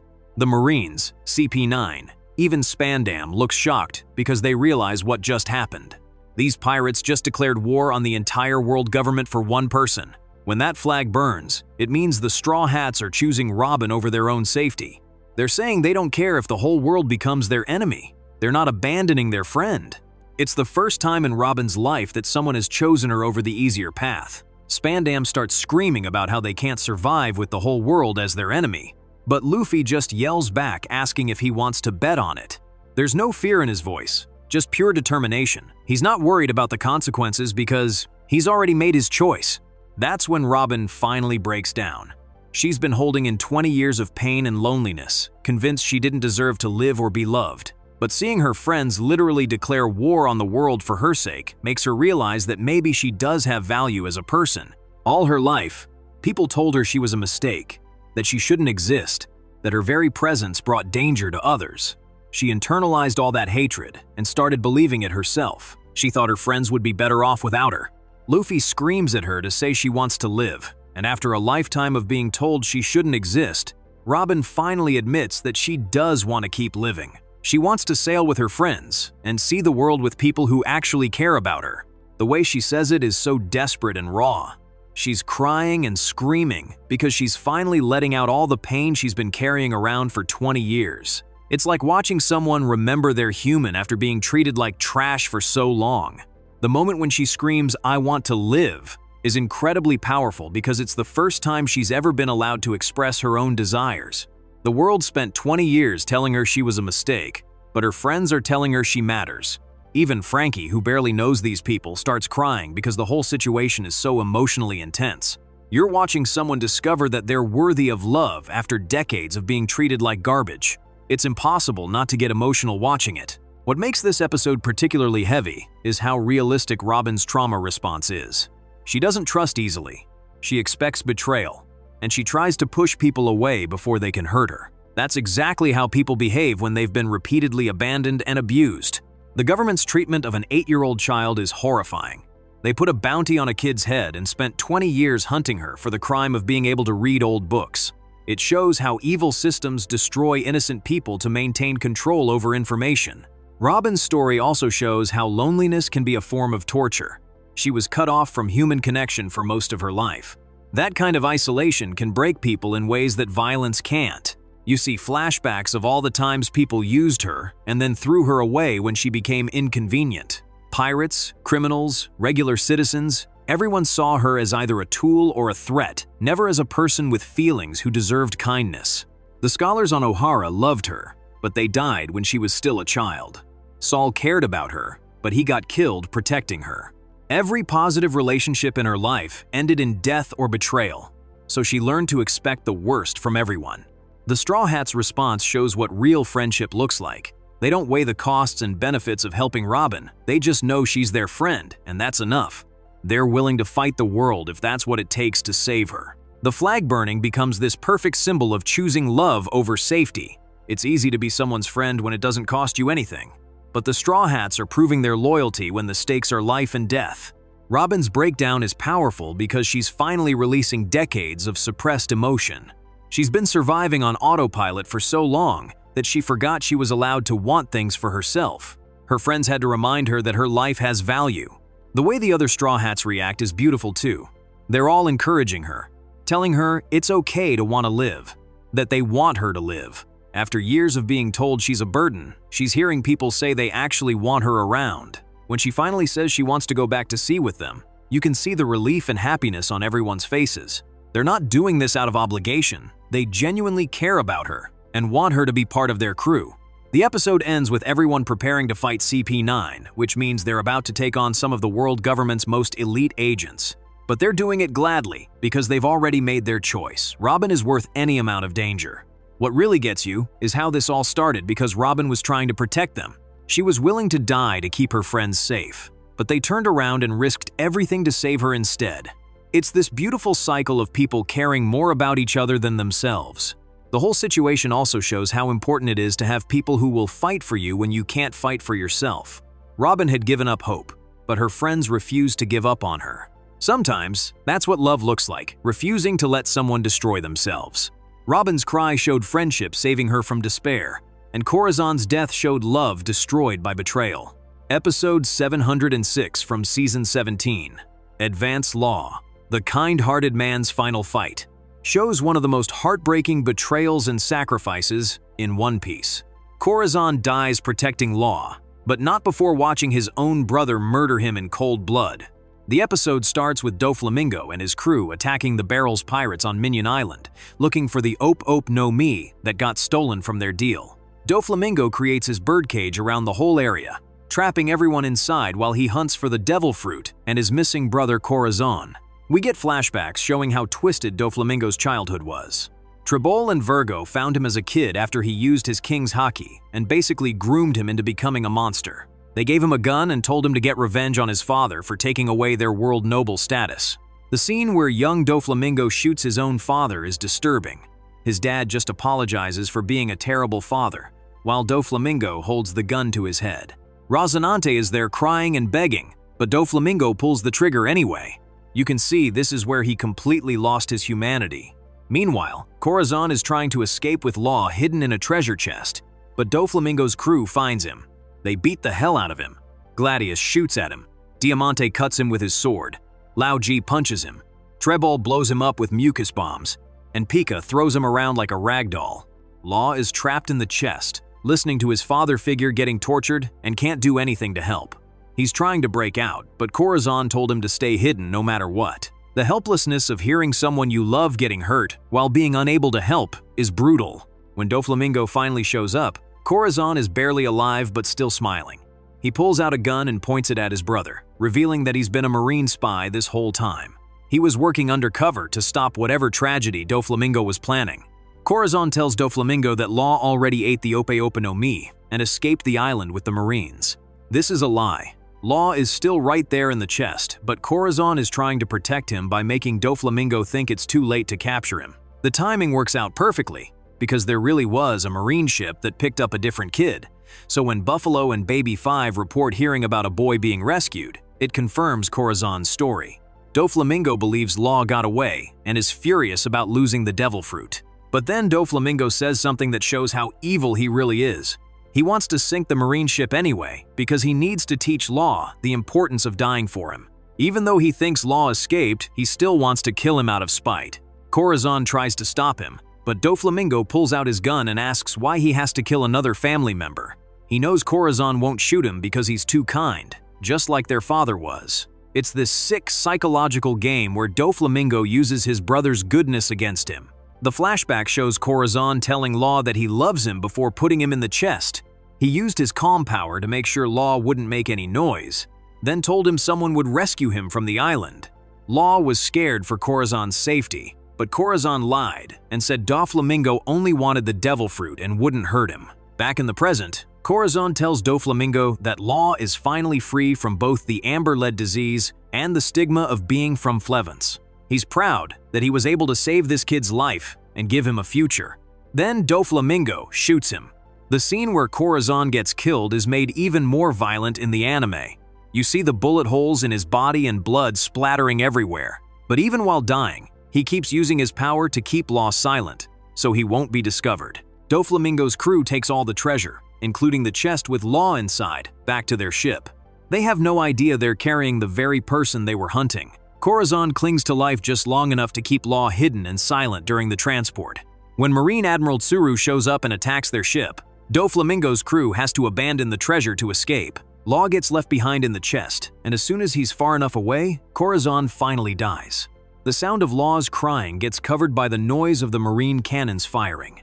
The whole thing is set up like a perfect tragic sacrifice. Corazon gives up his life, his cover, and his mission just to save one sick kid.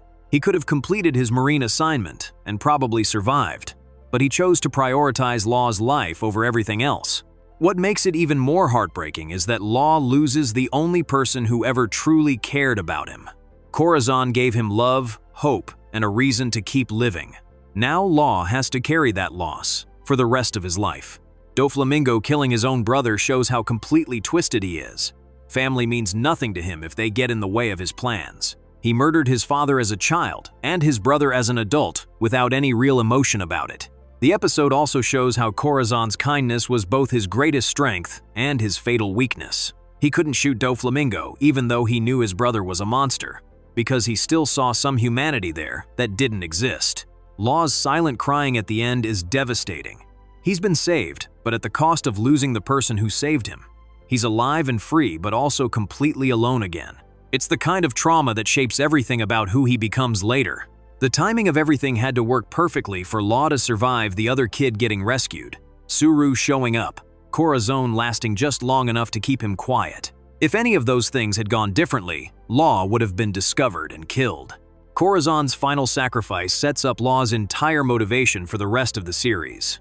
Everything he does to try and stop Doflamingo comes from wanting to honor the man who died saving him. It's both beautiful and tragic how one person's love can shape someone's entire life purpose. Corazon's death showed how love can be shattered by betrayal, while Mary's farewell proved that even a ship can break hearts like family. Episode 312 from Season 9 shows the crew saying goodbye to their ship, and it's way sadder than you'd expect a boat funeral to be. The Going Merry is completely broken after rescuing everyone from Eni's lobby. She literally snaps in half while they're sailing, and there's nothing anyone can do to fix her.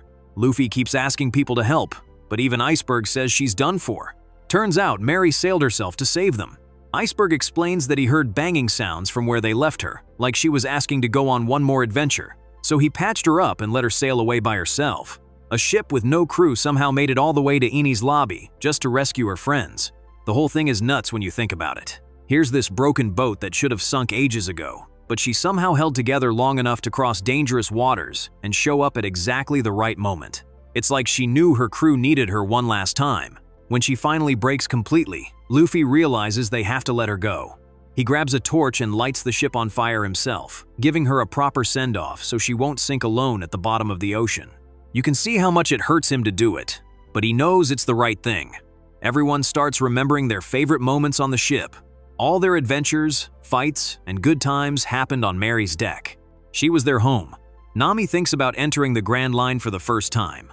Zoro remembers all the battles they fought together. Sanji recalls cooking meals for everyone in her tiny kitchen. The memories hit different because they realize how much of their journey was tied to this ship. Every island they visited, every friend they made, every enemy they defeated, Mary was there for all of it. She carried them through their biggest moments and their worst disasters. That's when Mary starts talking to them as she burns. She apologizes for not being able to take them any further, which makes everyone cry because here's this dying ship saying sorry to them.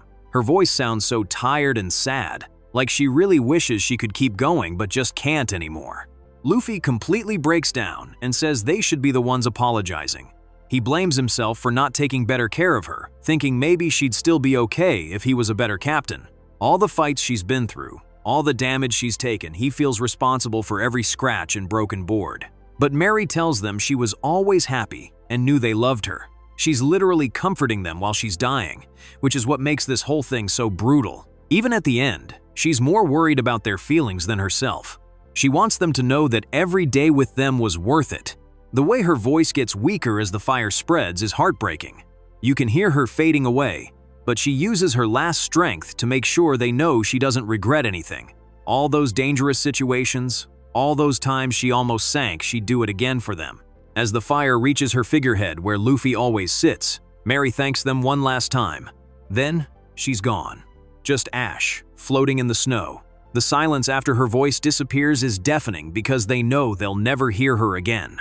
The crazy thing is how real it feels, even though it's about a boat. They treat Mary like family because that's what she was to them.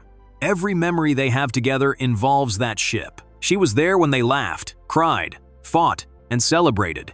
She was home. It's also terrible timing because they just won this huge victory at Eni's lobby, but now they're holding a funeral. They saved Robin and defeated the world government agents, but the cost was losing Mary. Victory came with a price nobody wanted to pay. The whole rescue mission was supposed to bring everyone back together, but instead, they're losing someone important. It shows how even when you win, sometimes you still lose something valuable in the process. Usopp being stuck in his Soga King disguise makes it worse. He cared about Mary more than anyone and fought the hardest to save her. He left the crew because he couldn't accept that she was dying, and now he can't even say goodbye properly because he's hiding who he is. You know he's dying inside watching this happen while pretending to be someone else. He probably has so much he wants to say to Mary, but he can't break character without admitting he's back. It's this awful situation where his pride is keeping him from grieving properly. The snow falling makes everything feel quiet and peaceful, but also really sad.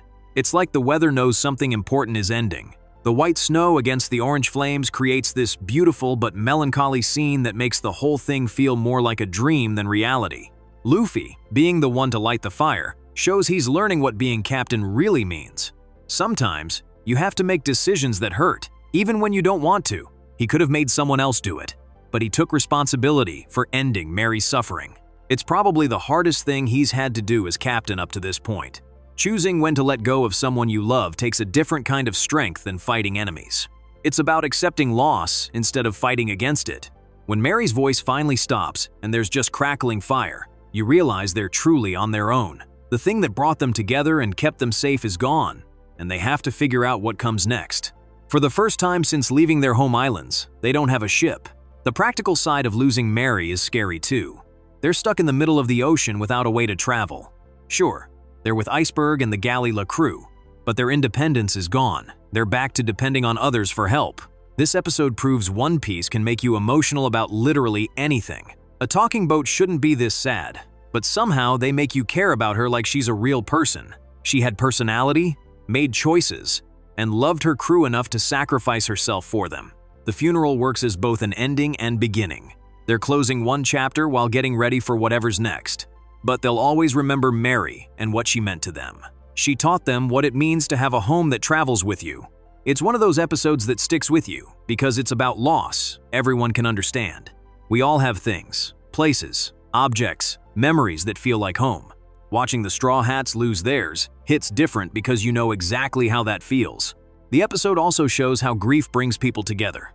Everyone's crying, but they're doing it as a family. They're sharing their pain instead of hiding it, which makes them stronger even in their sadness.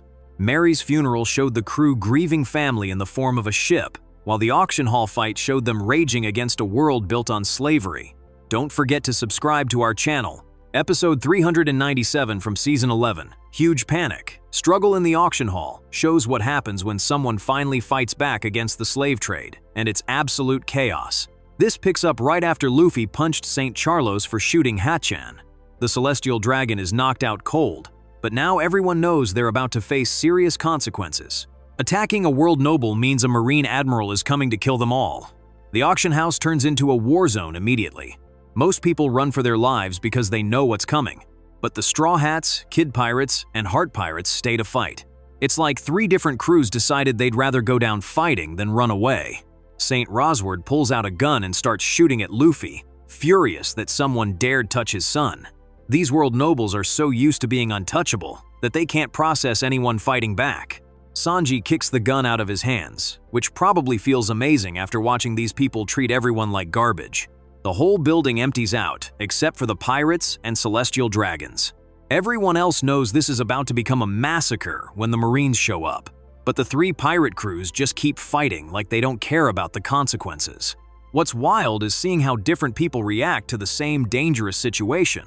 Regular citizens panic and flee because they understand the world government's power. But these rookie pirates look at the same threat and decide to fight harder. It shows the difference between people who accept the system and people who refuse to bow down to it. Robin, Brooke, and Usopp crash through the roof to help their crew. Usopp accidentally falls on St. Rosward and knocks him out, which is perfect because that guy needed to get hit. Now 2 of the 3 world nobles are unconscious, and their bodyguards are useless. The comedy of Usopp falling through the roof and accidentally taking out a world noble is pretty great. He's terrified of jumping down to help, but ends up doing more damage than anyone by pure accident. Sometimes the best results come from the most unplanned actions. But then Saint Shalria pulls out a gun and aims it at Kami. She's so angry about her family getting attacked that she wants to kill the mermaid just to hurt the Straw Hats. It shows how petty and vindictive these people are. They'll murder innocent slaves just to get revenge. This moment reveals the true nature of the Celestial Dragons. When they can't control a situation through intimidation, they resort to murdering innocent people out of spite. They don't see slaves as human beings, just as tools to hurt their enemies with. The crew can't move fast enough to stop her from shooting Kami. For a second, it looks like they're about to watch their friend get murdered right in front of them. That helpless feeling of knowing something terrible is about to happen, but being unable to prevent it is brutal. But then Shalria just collapses before she can pull the trigger. Her gun goes off harmlessly as she falls, and everyone's confused about what just happened. The relief on the Straw Hats' faces shows how close they came to losing Kami. That's when Rayleigh shows up and reveals he's the one who knocked her out with his haki. He just casually drops this invisible force that knocks out everyone he doesn't want conscious. The remaining guards, the auction staff, pretty much everyone except the main characters just falls over.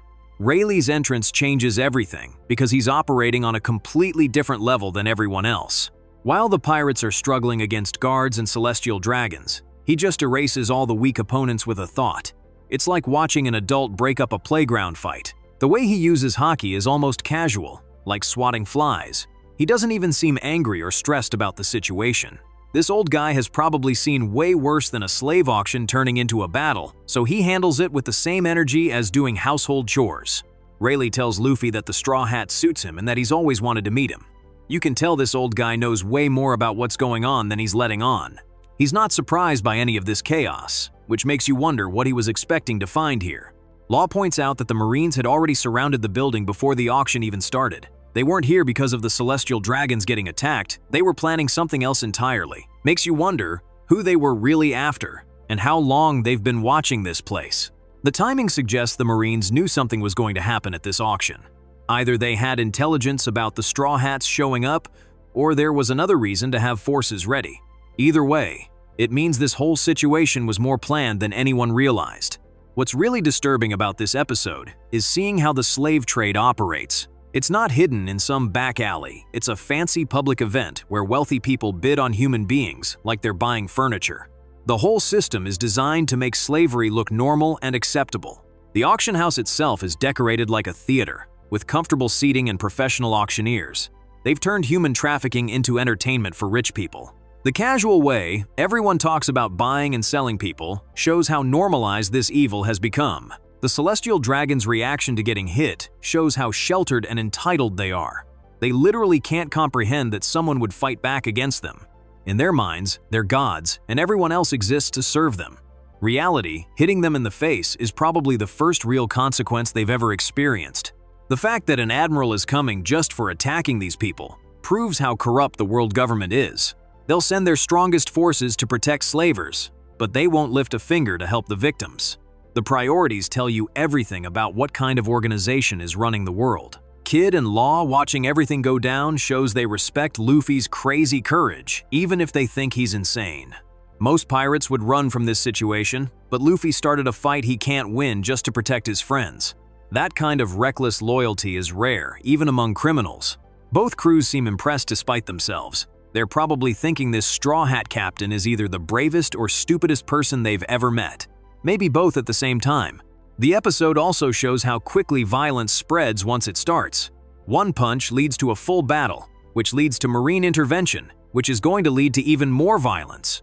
Sometimes, standing up for what's right creates more problems than it solves, but that doesn't make it wrong.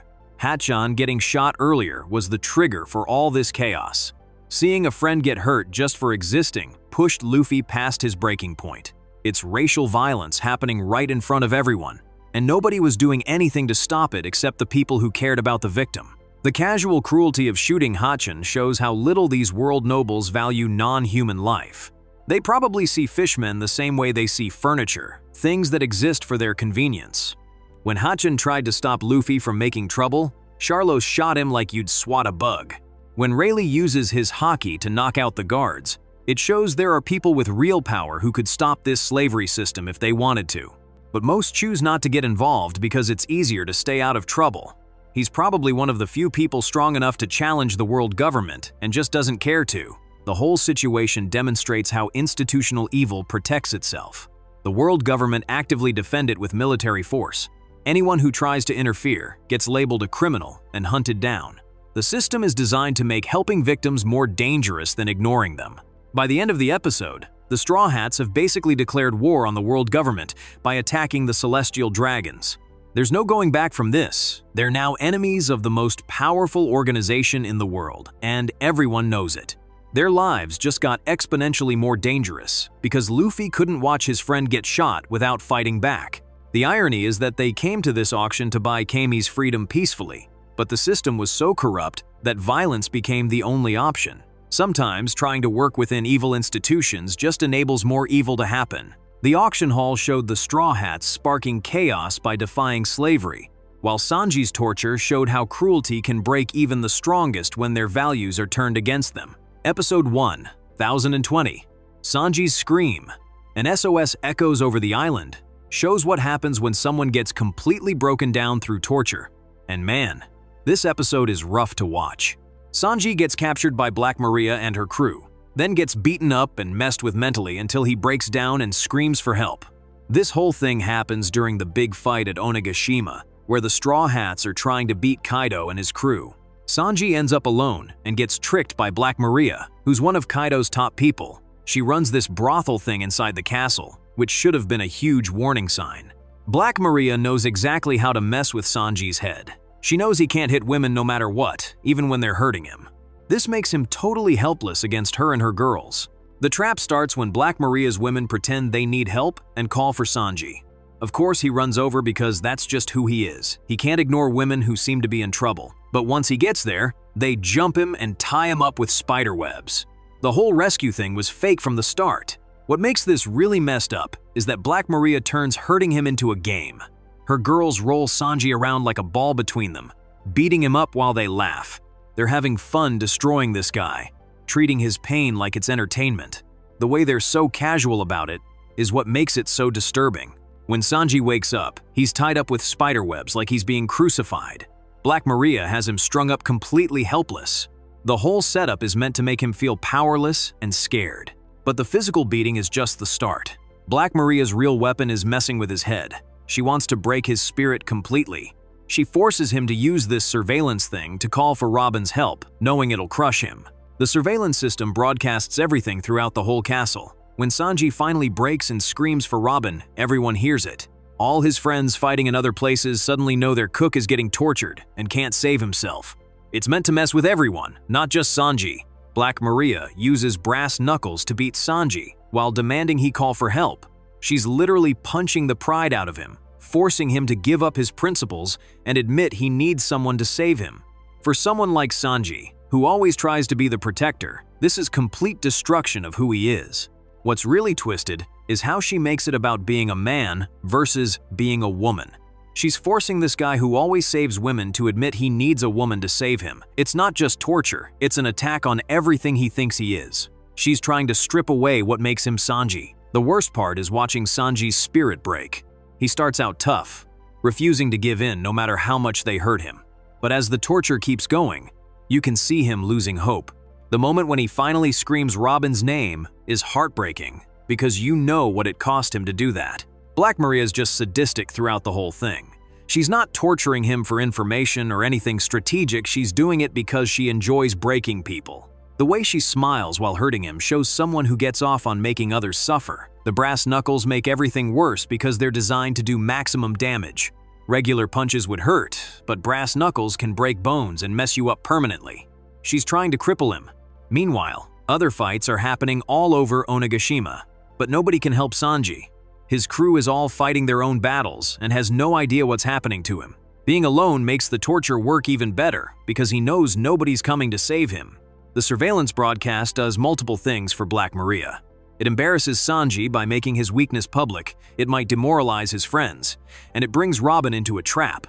She's using Sanji's torture as bait to catch another Straw Hat. When Robin finally shows up, it proves Black Maria's plan worked. The torture succeeded, she broke Sanji down enough to make him call for help, and now she has a shot at taking out another enemy. From her view, the mind games were a total success. But Robin showing up also proves something important about the Straw Hat crew. When one of them calls for help, the others come running no matter what. Robin doesn't hesitate or judge Sanji for needing rescue, she just shows up ready to fight. The episode shows how torture works, as both a physical and mental weapon. The physical pain sucks, but the mental stuff is what really destroys people.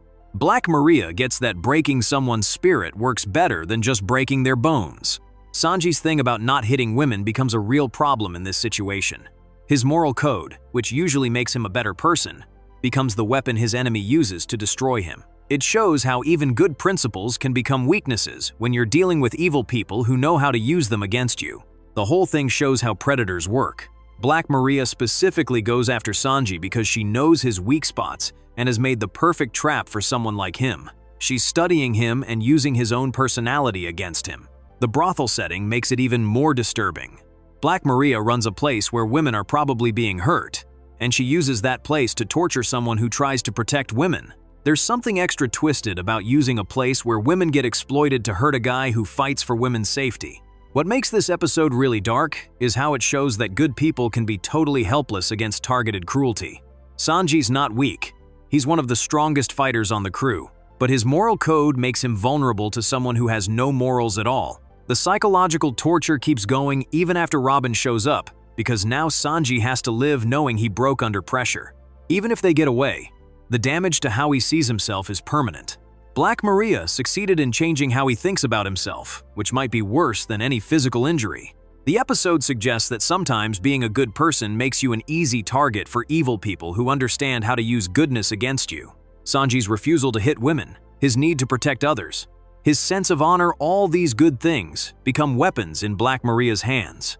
This whole torture thing stands out in One Piece because it's not about big fights or cool powers. It's about one person slowly destroying another person's spirit through calculated cruelty. The personal and intimate nature of the psychological attack makes it way more disturbing than most fights in the series. Sanji is humiliated and broken as Black Maria twists his code into a cage, while Ohara shows the world government twisting justice into genocide. Episode 277 from Season 9, Tragedy of Ohara, Fear of Buster Call, shows the world government committing straight-up genocide, and it's probably the darkest thing One Piece ever put on screen. Robin's entire home island gets wiped off the map just because some scholars were reading history books. This whole nightmare starts because the scholars on Ohara have been studying these ancient stone tablets called poneglyphs. These things contain the real history of the world, stuff the world government has been hiding for hundreds of years. The scholars aren't hurting anyone, they're just trying to learn about the past. Professor Clover, the head scholar, figures out that there used to be this ancient civilization that got completely erased when the world government took power. He realizes the government has been covering up their own crimes by destroying all evidence of what they did. Basically, the world government built their power on genocide and don't want anyone to know. The world government's response to this discovery is to activate something called a Buster Call. This is their ultimate weapon. 10 battleships with orders to completely destroy an entire island and everyone on it. They don't try to arrest the scholars or confiscate the research, they just decide to kill everyone. What makes this so horrifying is that Ohara are regular people living there. Families, kids, people who have nothing to do with the research. But the world government doesn't care. They're willing to murder innocent civilians just to keep their secrets hidden. Spandine, the government agent in charge, shoots Professor Clover while he's trying to explain their research to the 5 elders. The old man is literally in the middle of presenting historical facts, and they execute him for it. They don't even let him finish talking before they kill him. The five elders, who are basically the world's rulers, give the order to destroy Ohara without any hesitation. These guys hear that some scholars have learned uncomfortable truths about history, and their immediate reaction is genocide. They don't try to argue with the research or offer different evidence. They just decide to kill everyone who knows. When the Buster Call starts, it's absolute chaos. 10 massive warships start bombarding the island with cannons. Buildings explode, people scream and run for their lives, and everything starts burning. The scholars try desperately to save their books and research, knowing this knowledge will die with them. The scene where the library catches fire is brutal to watch. These scholars have spent their entire lives collecting and studying this knowledge. Now, they're watching centuries of human learning go up in flames. They're running into burning buildings to save books while cannonballs are exploding all around them. Robin, who's just a kid, gets caught up in all this horror. She admits to being an archaeologist who can read the poneglyphs, basically signing her own death warrant. Her mother, Olvia, has been away on an expedition and comes back just in time to see her home being destroyed. The reunion between Robin and her mother is heartbreaking because it happens while their world is literally exploding around them. They've been apart for years, and the first time they see each other again is during this massacre. Olvia has to choose between staying with her daughter and trying to save the accumulated knowledge of centuries. Olvia makes the painful decision to save the books and sends Robin away with Saul, the giant who's been protecting her. As a mother, she wants to hold her daughter and keep her safe. But as a scholar, she knows that if all this knowledge dies, then everyone on Ohara died for nothing. Saul is a Marine vice admiral who turned against his own forces when he realized what the Buster Call really meant. He can't stomach participating in the murder of innocent people, especially not a child. His defection shows that even some people within the system know this is wrong. The scholar's desperate attempt to save their research is tragic because you know it's hopeless. They're throwing books out of burning buildings and trying to preserve centuries of work while cannonballs rain down on them. These people would rather die trying to save knowledge than abandon it to run for safety. What's really sick is that the world government frames this as maintaining peace and order. They call the scholars criminals and terrorists for reading history books. They're literally rewriting reality to make genocide look like law enforcement. In their version of events, they're the good guys protecting the world from dangerous knowledge. The Buster Call doesn't discriminate between targets. The warships are bombarding the entire island, not just the library or research facilities. They're intentionally killing civilians to make sure no witnesses survive. Every person on Ohara becomes a target just because they happen to live on the wrong island. The ordinary people of Ohara have no idea why this is happening to them. They wake up to warships firing cannons at their homes. Parents are trying to protect their children from explosions they don't understand. These people are dying for crimes they didn't commit and knowledge they don't even have. Robin escapes, but she becomes the sole survivor of her entire civilization.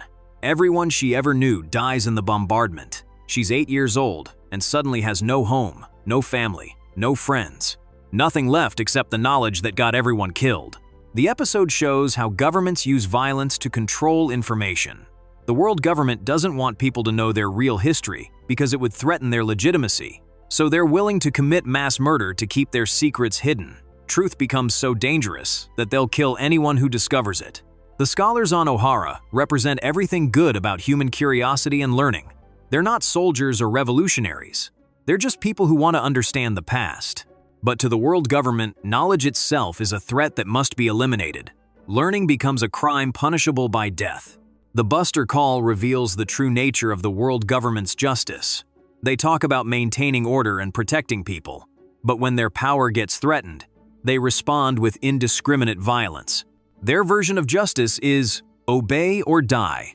There's no trial, no due process, no chance to defend yourself. The fact that Robin survives makes her living proof of the world government's crimes. For the rest of the series, she carries the weight of being the only person who remembers Ohara and knows what really happened there. She's a walking reminder of genocide that the government wants to erase. The episode also shows how propaganda works. After destroying Ohara, the world government will probably tell the world that they stopped dangerous criminals who threatened global security. The truth died with the scholars, so the government can tell whatever story serves their interests. History gets written by whoever has the biggest guns. The visual of the burning library is especially powerful. because libraries represent humanity's attempt to preserve knowledge for future generations. Watching all those books burn feels like watching human civilization itself being destroyed. Each burning page represents years of someone's research and thought. The scholars' sacrifice wasn't completely meaningless because some of their research survives through Robin, but the cost was enormous. An entire island's worth of people died just so a few historical facts could be preserved. It shows the terrible price of standing up to totalitarian power. The way the Five Elders casually order the genocide shows how disconnected rulers can become from the people they govern. To them, Ohara is just a problem to be solved. They don't think about the thousands of individual lives they're about to end. People become statistics in their power calculations. The Buster Call represents state terrorism on the largest possible scale.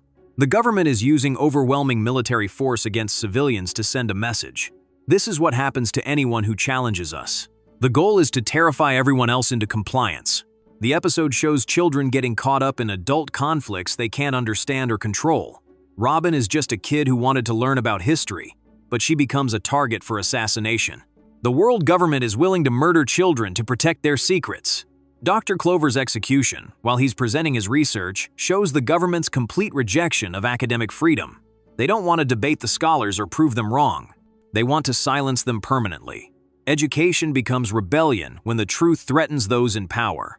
This episode stands out in One Piece because it shows the world government as genuinely evil rather than just corrupt or misguided. These aren't people making hard choices for the greater good. These are people who commit genocide to protect their own power. There's no moral complexity here, just pure evil. The tragedy of Ohara becomes the foundation for Robin's entire character. Every choice she makes afterward is shaped by watching her home and family get murdered for pursuing knowledge. She lives with survivor's guilt and the knowledge that she's the last keeper of forbidden history. Ohara showed how the world government used genocide to erase truth, while Hogback showed how a doctor twisted medicine into a weapon against the dead. And don't forget to subscribe to the channel. Episode 363 from Season 10, Chopper's Rage. Hogback's demonic medical practice shows what happens when a doctor goes completely insane and starts playing with dead bodies, and it's seriously messed up. Doctor. Hogback has brought back the corpse of this actress named Sindri and treats her like garbage while pretending he's doing her a favor. This whole sick mess happens on Thriller Bark, where the Straw Hats are dealing with Moria and his zombie army. Chopper finds out that his medical hero, Dr. Hogback, has been working with Moria to make zombies by shoving stolen shadows into dead people. The worst part is, Hogback is doing it because he's a total creep. The episode shows us Hogback's backstory and proves just how disgusting he really is. He used to be this famous doctor who saved lives and made tons of money, but he was also totally obsessed with this popular actress named Sindri. He was in love with her, but she told him to get lost and got engaged to someone else. When Sindri died in an accident, Hogback lost his mind. But instead of dealing with it like a normal person, he made this sick deal with Moria. Moria said he could bring Sindri back from the dead, and Hogback was like, yes please. He literally dug up her corpse and dragged it to his lab to get it reanimated. But what Hogback created is just her dead body with some random shadow crammed into it, programmed to do whatever he says. The real Sindri is gone forever. But Hogback pretends this zombie is her and makes it act like his personal slave. He's basically playing house with a dead body. The most disgusting part is how Hogback treats zombie Sindri.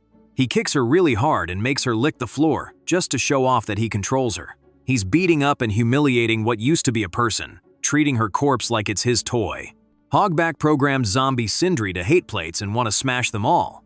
This comes from the real Sindri accidentally breaking some plates once, which was probably just a normal mistake. But Hogback turned this into an obsession for the zombie, showing how he's twisted even her memories into something weird. When Chopper sees all this happening, he's absolutely disgusted. He used to look up to Hogback as this great doctor who saved people's lives. Now he realizes Hogback is just some sick freak who uses his medical skills to mess with dead bodies. Everything Chopper thought about his hero was total garbage. Chopper tries talking to zombie Sindri, telling her that being alive means you get to make your own choices. For just a second, it seems like the real Sindri's soul breaks through, and she stops listening to Hogback's orders. But this just makes everything worse, because you get a tiny glimpse of who she used to be. Episode 363 shows how Hogback has ruined everything that medicine is supposed to be about. Doctors are supposed to heal people and make their pain go away.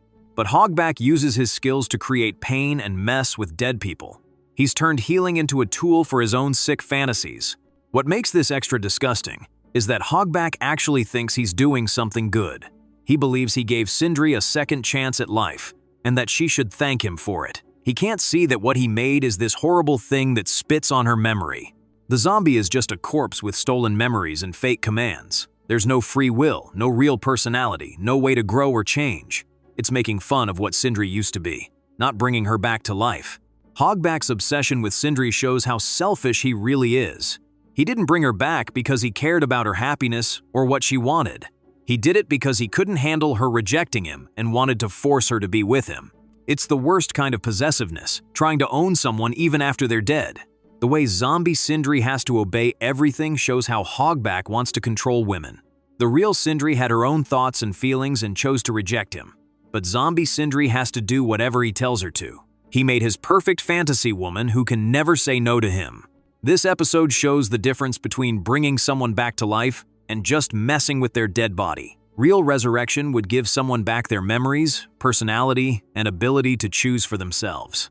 What Hogback did was steal a corpse and use it like a puppet for his own sick pleasure. The episode also shows how losing someone can turn people into monsters. Hogback couldn't accept that Sindri died and rejected him, so he did horrible things. Instead of grieving properly and moving on, he trapped both himself and her in this sick, fake relationship. Chopper's anger represents how any decent person should feel seeing this stuff. As a doctor himself, Chopper knows how sacred the trust between doctor and patient should be. Seeing Hogback betray everything medicine stands for makes him furious, and rightfully so. The fact that Hogback used to be a respected doctor makes his fall even more disturbing. He had the knowledge and skills to help people, but he chose to use them for evil instead. It shows how being smart without having morals can lead to terrible things. Chopper's rage. Hogback's demonic medical practice shows the horror of messing with dead bodies, not as some fantasy magic thing, but as a real violation of human dignity. Hogback turned Sindri's body into his personal plaything, not letting her have the peace that death should bring. The episode suggests that some lines should never be crossed, no matter how smart you are or what you can do. Death is a natural part of life, and trying to cheat it for selfish reasons just creates more suffering for everyone. What makes this really dark is that Sindri can't even rest in peace properly. Her body is being used against her will for the sick fantasies of someone who claimed to love her. It's like eternal torture disguised as a gift. The whole thing is made worse by the fact that Hogback genuinely believes he's the good guy in this situation. He thinks zombie Sindri should be grateful to him for bringing her back. He can't see how what he's done is the ultimate violation of someone he claimed to care about. Hogback showed how obsession can twist medicine into desecration, while the Celestial Dragons showed how power can twist slavery into law. So, episode 391 from Season 11, Tyranny, the Rulers of Sabaody, the Celestial Dragons, is where One Piece really shows you how messed up the world government is. And guys, this episode is hard to watch. We're talking about a slave getting his head blown off by an explosive collar, then getting shot just for fun. The Straw Hats land on Sabaody Archipelago, thinking they're just gonna get their ship coated so they can head to Fishman Island. But nope. They walk straight into this nightmare where buying and selling people is totally legal. Hatchin tries to warn them, but honestly, nothing can prepare you for what they're about to see. These celestial dragons are basically what happens when you give horrible people unlimited power. They're descendants of whoever founded the world government, so they think they're gods or something. They wear these bubble helmets because they literally think normal people's air is too dirty for them. Like, imagine being that entitled. But here's where it gets really dark. There's this slave named Devil Dias who's just begging people to help him remove his collar. This guy just wants to go home to his family, right? But nobody will help because they're all terrified of what might happen to them. And those slave collars? They're not just for show. If you try to remove them or escape too far, boom, your head explodes. It's designed so that trying to be free literally kills you. That's some next-level evil right there. So Devil Dias finally can't take it anymore and tries to remove his own collar. And it explodes. Right in front of everyone. His head just gets blown apart. The Straw Hats are horrified, but most people around them act like it's just another Tuesday because this happens all the time. Then these two celestial dragons show up, Saints Shalria and Rosward, and everyone has to immediately get on their knees. These people see Devil Diaz bleeding out from his exploded collar, and Sharia looks at him and goes, he's useless now, and just shoots him dead. Think about that for a second. This man is already dying from having his head partially blown off, and she kills him anyway just because she feels like it. To her, he's not a person. He's broken property that needs to be thrown away. The worst part? This is all completely legal. The world government protects this slave trade. Marine headquarters is right there, but they're not stopping the slavery. They're making sure nobody interferes with it. Hatchin and Kami have to pretend to be humans because fishmen and mermaids get sold as exotic slaves for crazy prices. They can't even exist without risking getting kidnapped and sold. That's how normalized this evil has become. And if you think about fighting back, don't even try. Attack a celestial dragon and the entire world government comes after you. They've made themselves untouchable by threatening to destroy anyone who resists. Luffy's struggling so hard not to interfere when he sees all this. Every fiber of his being wants to fight these monsters, but he knows it would doom his entire crew. Can you imagine having to watch innocent people get tortured and murdered and not being able to help? This episode really shows you what the world government's justice actually looks like. They talk about peace and order, but what they're really protecting is a system where rich people can torture and kill poor people for fun. Those explosive collars are probably the most evil thing in the whole series. They literally turn people into walking bombs that will kill themselves if they try to be free. It's designed to make slaves participate in their own oppression. What makes this so disturbing is that it's all happening in broad daylight. There's no hiding what this is. The world government has created a system where slavery and murder are protected by the strongest military force in the world. This is the episode that really makes you understand why the Revolutionary Army exists and why so many people want to bring down the world government. When you see stuff like this, you realize there's no reforming this system. It has to be completely destroyed. The Celestial Dragons showed how power makes slavery and murder legal, while Kuma's assault showed how even heroes can be erased in an instant, leaving Luffy broken and alone. So episode 405 from season 11, Eliminate Crew, the final day of the Straw Hat crew, is where everything falls apart for the Straw Hats. And man, watching Luffy lose his mind is brutal. Bartholomew Kuma just shows up and starts making each crew member vanish one by one, while Luffy can do absolutely nothing to stop it. This whole disaster happens right after the chaos at Sabaody Archipelago. The crew is already beaten up from fighting those pacifista robots and dealing with Admiral Kizaru. They're trying to escape, but then Kuma appears and everything goes from terrible to completely hopeless. Kuma's got this devil fruit power where he can slap people with his paw pads and send them flying who knows where. Sentomaru says when Kuma hits someone, they go flying for 3 whole days and nights through the sky. Nobody has any clue where they end up, except Kuma. So when your friends disappear, you don't even know if they're still alive. The episode starts with Zoro getting slapped away first. There's this bubble that pops in the sky when he vanishes. Luffy screams for Zoro, but he's just gone. The whole crew panics, because they've never seen anything this scary before. Luffy tries to get everyone to retreat because he knows they can't win. But it doesn't matter at all. Kuma is way too fast and way too strong. The crew tries running, but Kuma just teleports around, picking them off like they're nothing. Brook jumps in trying to sacrifice himself to save everyone. He's going, "I'll hold him off even though I'm already dead." But Kuma just casually slaps him away in like 2 seconds. Brook's gone before he can even finish being heroic. Then Sanji gets really angry and tries fighting Kuma straight up. He's yelling at Usopp to run while he tries making a last stand. But his kick does 0 damage to Kuma, and he gets slapped away too. Usopp tries defending himself, but boom, he's also gone instantly. The worst part is watching Luffy desperately trying to save everyone but being totally useless. He goes second gear and throws everything he's got at Kuma, but none of his attacks work. Kuma just blocks everything and keeps making his friends disappear. When Kuma gets to Frankie and Nami, Nami starts screaming for Luffy to help her and save her. She's absolutely terrified and begging for help, but Luffy can't do anything. He has to watch her get slapped away while she's crying his name. That scene hurts to watch. Then Monster Chopper tries saving everyone by attacking Kuma, but he gets slapped away just like everyone else. Robin tries staying calm and helping, but she's gone too. One by one, every single person Luffy cares about vanishes while he just stands there helpless. What this does to Luffy psychologically is devastating. He starts having this complete mental breakdown, crying and screaming about how useless he is. He's supposed to be the captain, but he couldn't protect even one of his crewmates. In his head, he failed them all completely. Luffy starts remembering all the good times with his crew, which makes it so much worse. You see these flashbacks of their adventures and how happy they were together, but now they're all gone and he has no idea if he'll ever see them again. The really dark part is that Luffy genuinely thinks his friends might be dead. He doesn't know that Kuma is actually helping them by sending them places where they can get stronger. From Luffy's point of view, his entire family just got murdered right in front of him, and there was nothing he could do. Kuma tells Luffy, "We will never meet one another again," before slapping him away too. So Luffy's final thought before disappearing is that his crew is dead, and it's his fault. That's the mental state he's in when he gets teleported away. Just imagine living with that guilt. This episode shows how fast everything can completely fall apart.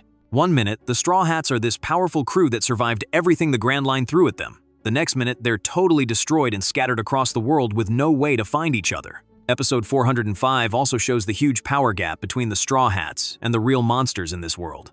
Kuma isn't even trying hard, but he completely destroys them. It proves how much stronger they need to get if they want to survive in the new world. Those bubbles popping in the sky as each crew member disappears is such perfect symbolism. Each bubble represents a dream getting crushed and a bond getting broken. By the end, all the bubbles are gone, and so is everything Luffy lived for. Watching Luffy's despair is genuinely uncomfortable because you can feel how much agony he's going through. This is losing everything that made his life worth living. His crew is his family, and now they're all gone. The episode works because it breaks every rule of typical anime. Usually, the main characters find some way to win, or at least escape. But here, they just get completely demolished and can't do anything about it. Sometimes you lose badly, and sometimes that loss destroys everything you care about. What makes it even more brutal is how methodical Kuma is about it.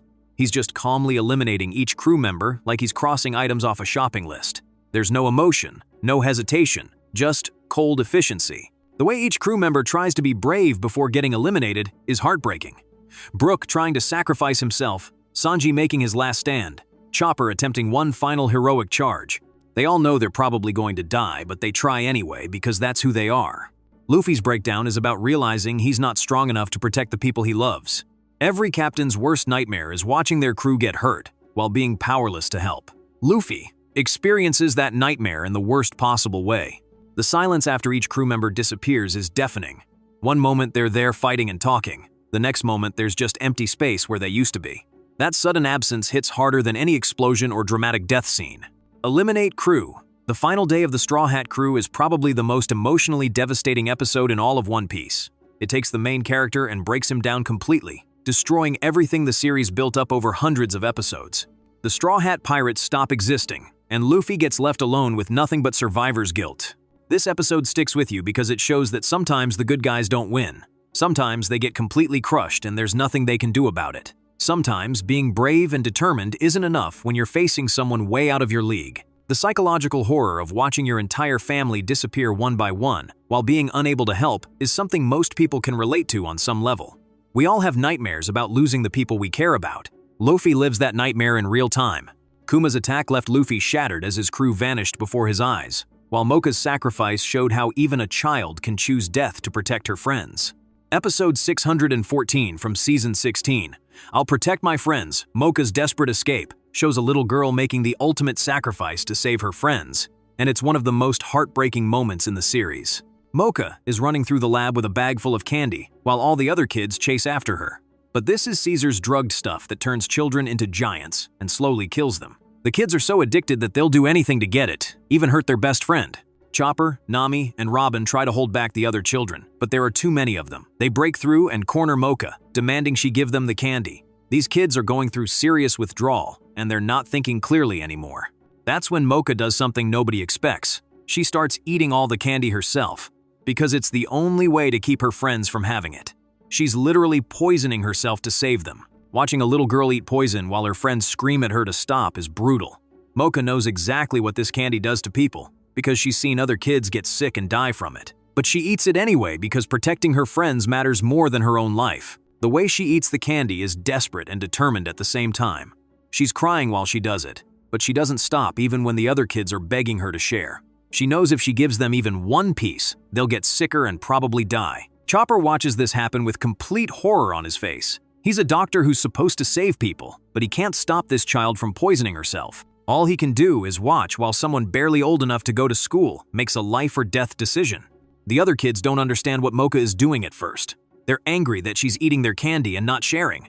But as they watch her get sicker and sicker, they start to realize she's doing this for them. Mocha starts coughing up blood almost immediately. The candy is destroying her body from the inside, but she keeps eating until every last piece is gone. She wants to make sure her friends can't get any, even if it kills her. In the flashback, you see Chopper trying to help her escape with the candy while he holds the door shut. But Mocha hesitated because she didn't want to leave her friends behind. She was scared they'd find more candy somewhere else and hurt themselves while she was gone. Chopper had to explain to her that running away was the only way to save everyone. If she stayed, the kids would overpower her and take the candy anyway. But if she ran, at least there was a chance to get them help before they found more drugs. But Mocha came up with her own solution that nobody saw coming. Instead of running away or giving up, she chose to sacrifice herself. It's the kind of decision that no child should ever have to make, but she made it without hesitation. The most disturbing part is how young she is. Mocha can't be more than 8 or 9 years old, but she's making choices that most adults would struggle with. She's weighing her own life against her friends' lives and choosing to save them instead of herself. Caesar created this situation by getting these kids addicted to his experimental drugs. He turned children into test subjects for his weapons research, and now they're so dependent on the poison that they'll hurt each other to get it. The addiction aspect makes everything worse because the kids can't think rationally. They know the candy is bad for them, but their bodies need it so badly that they can't make logical decisions. Mocha is probably the only one thinking clearly, because she's been clean longer than the others. When Mocha finally collapses after eating all the candy, you can see the exact moment the other kids realize what she did. They go from being angry about not getting drugs to being terrified about losing their friend. Chopper rushes over to check if she's still alive, but you can tell from his expression that she's in really bad shape. The amount of poison she just consumed would probably kill an adult, let alone a small child. The episode shows how addiction destroys families and friendships. These kids love each other, but the drugs make them willing to fight and hurt each other just to get their next fix. Caesar turned innocent children into addicts who can't control their own actions. Mocha's sacrifice highlights how wrong the entire situation is. Children shouldn't have to make choices like this. They shouldn't be exposed to deadly drugs, and they definitely shouldn't have to poison themselves to protect their friends. The scene also demonstrates the power of love and friendship. Even though Mocha is just a kid, her love for her friends gives her the strength to do something incredibly brave and selfless. She proves that even the smallest person can be a hero when it matters most.